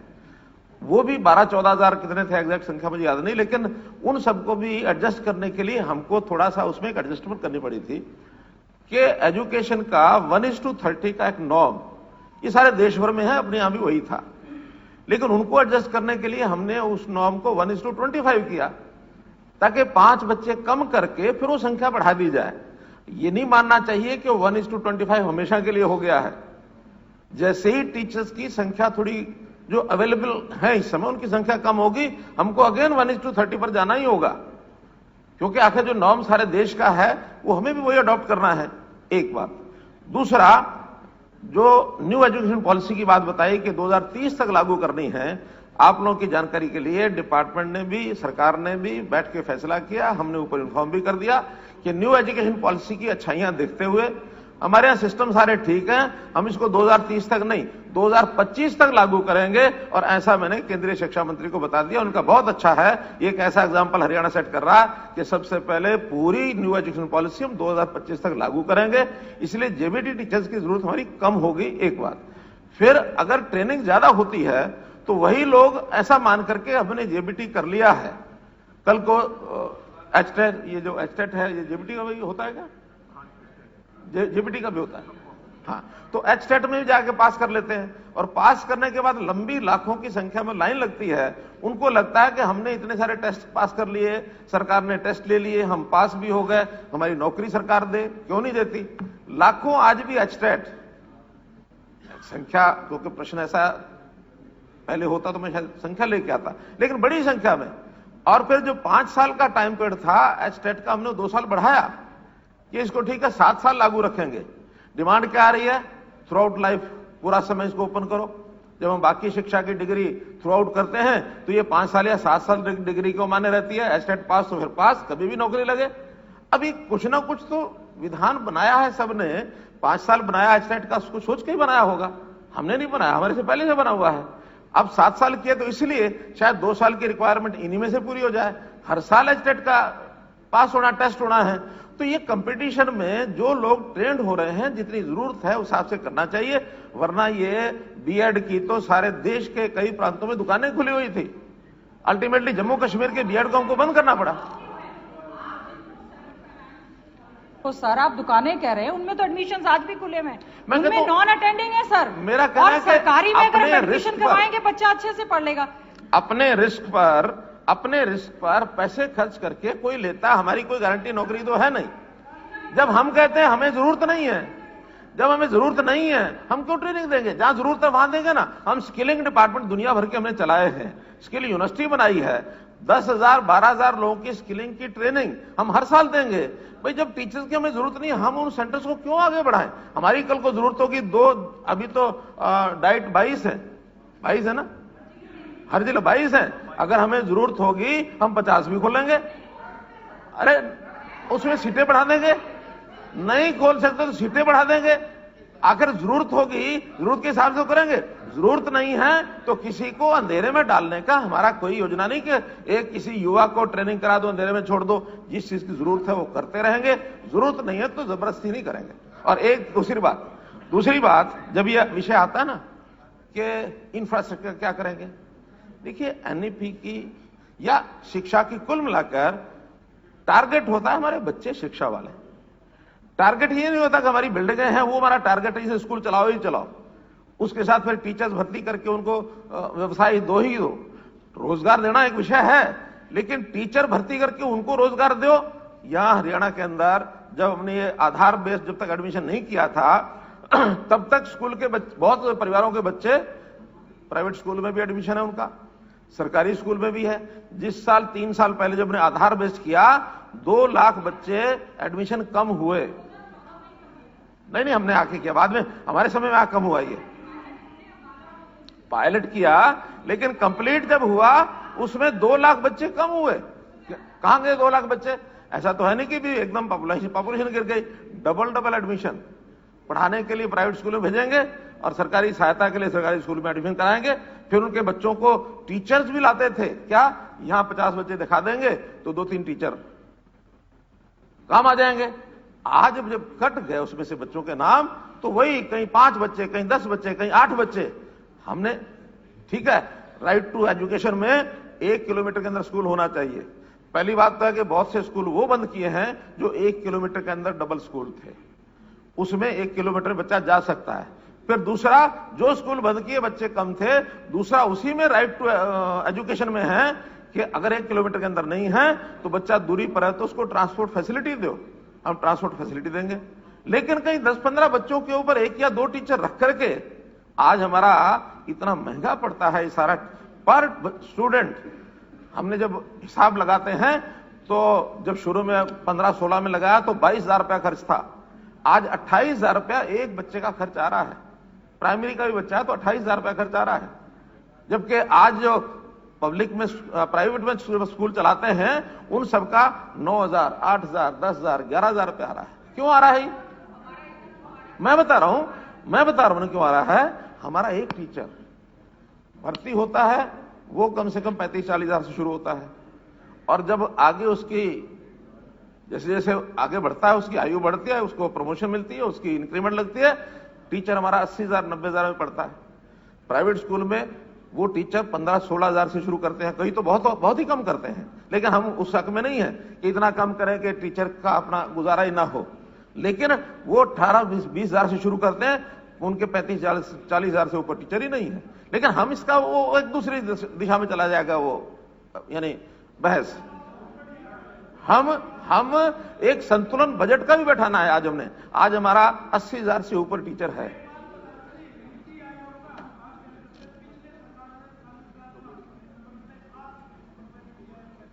आप पैरामीटर निकाल के ले आओ, अगर कहीं आपको अंतर लगे तो उसका डिसीजन कर लेंगे। आप निकाल के ले आओ। धन्यवाद।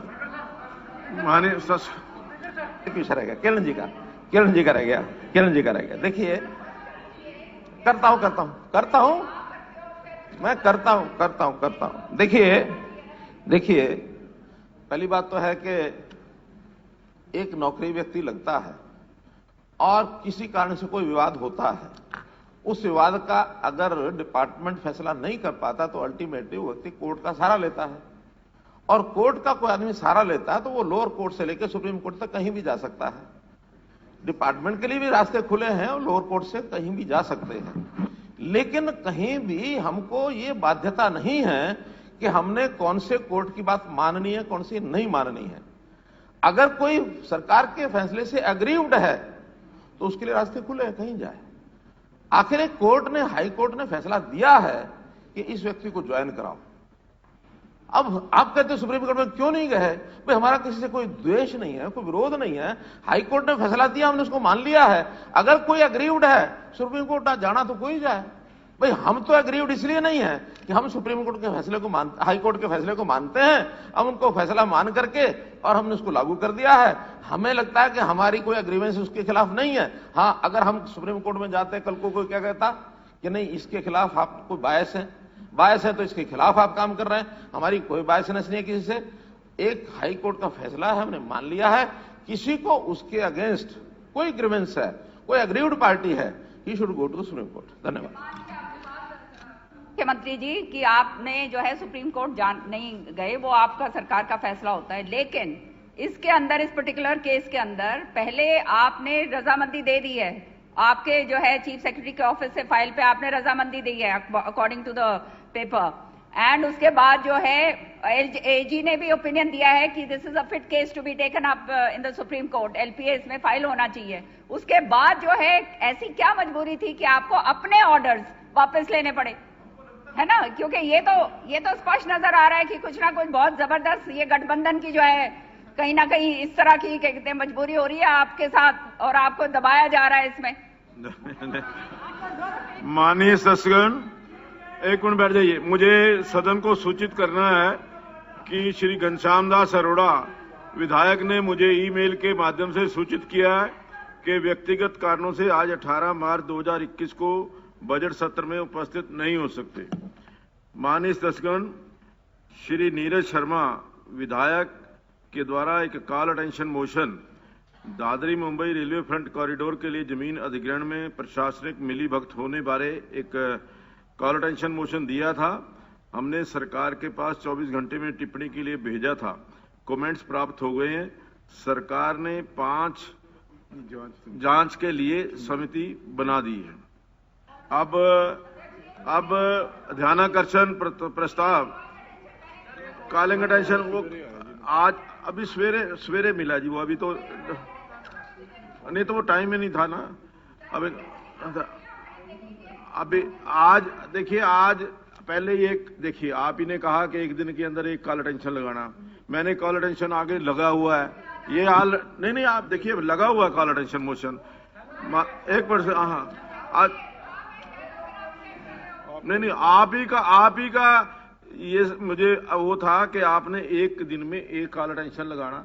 मेरा कॉल अटेंशन लगा हुआ है, आपके लोग मिलके गए हैं, लीडर मिलके गए हैं पीछे अपने। आफ्ताब जी आए थे। माननीय सदस्यगण, मुझे श्री प्रवीण डागर विधायक द्वारा हरियाणा में किसानों के लंबित नलकूप कनेक्शन जारी करने से संबंधित ध्यानाकर्षण सूचना संख्या 10 प्राप्त हुई है। मैंने इसको स्वीकार कर लिया है।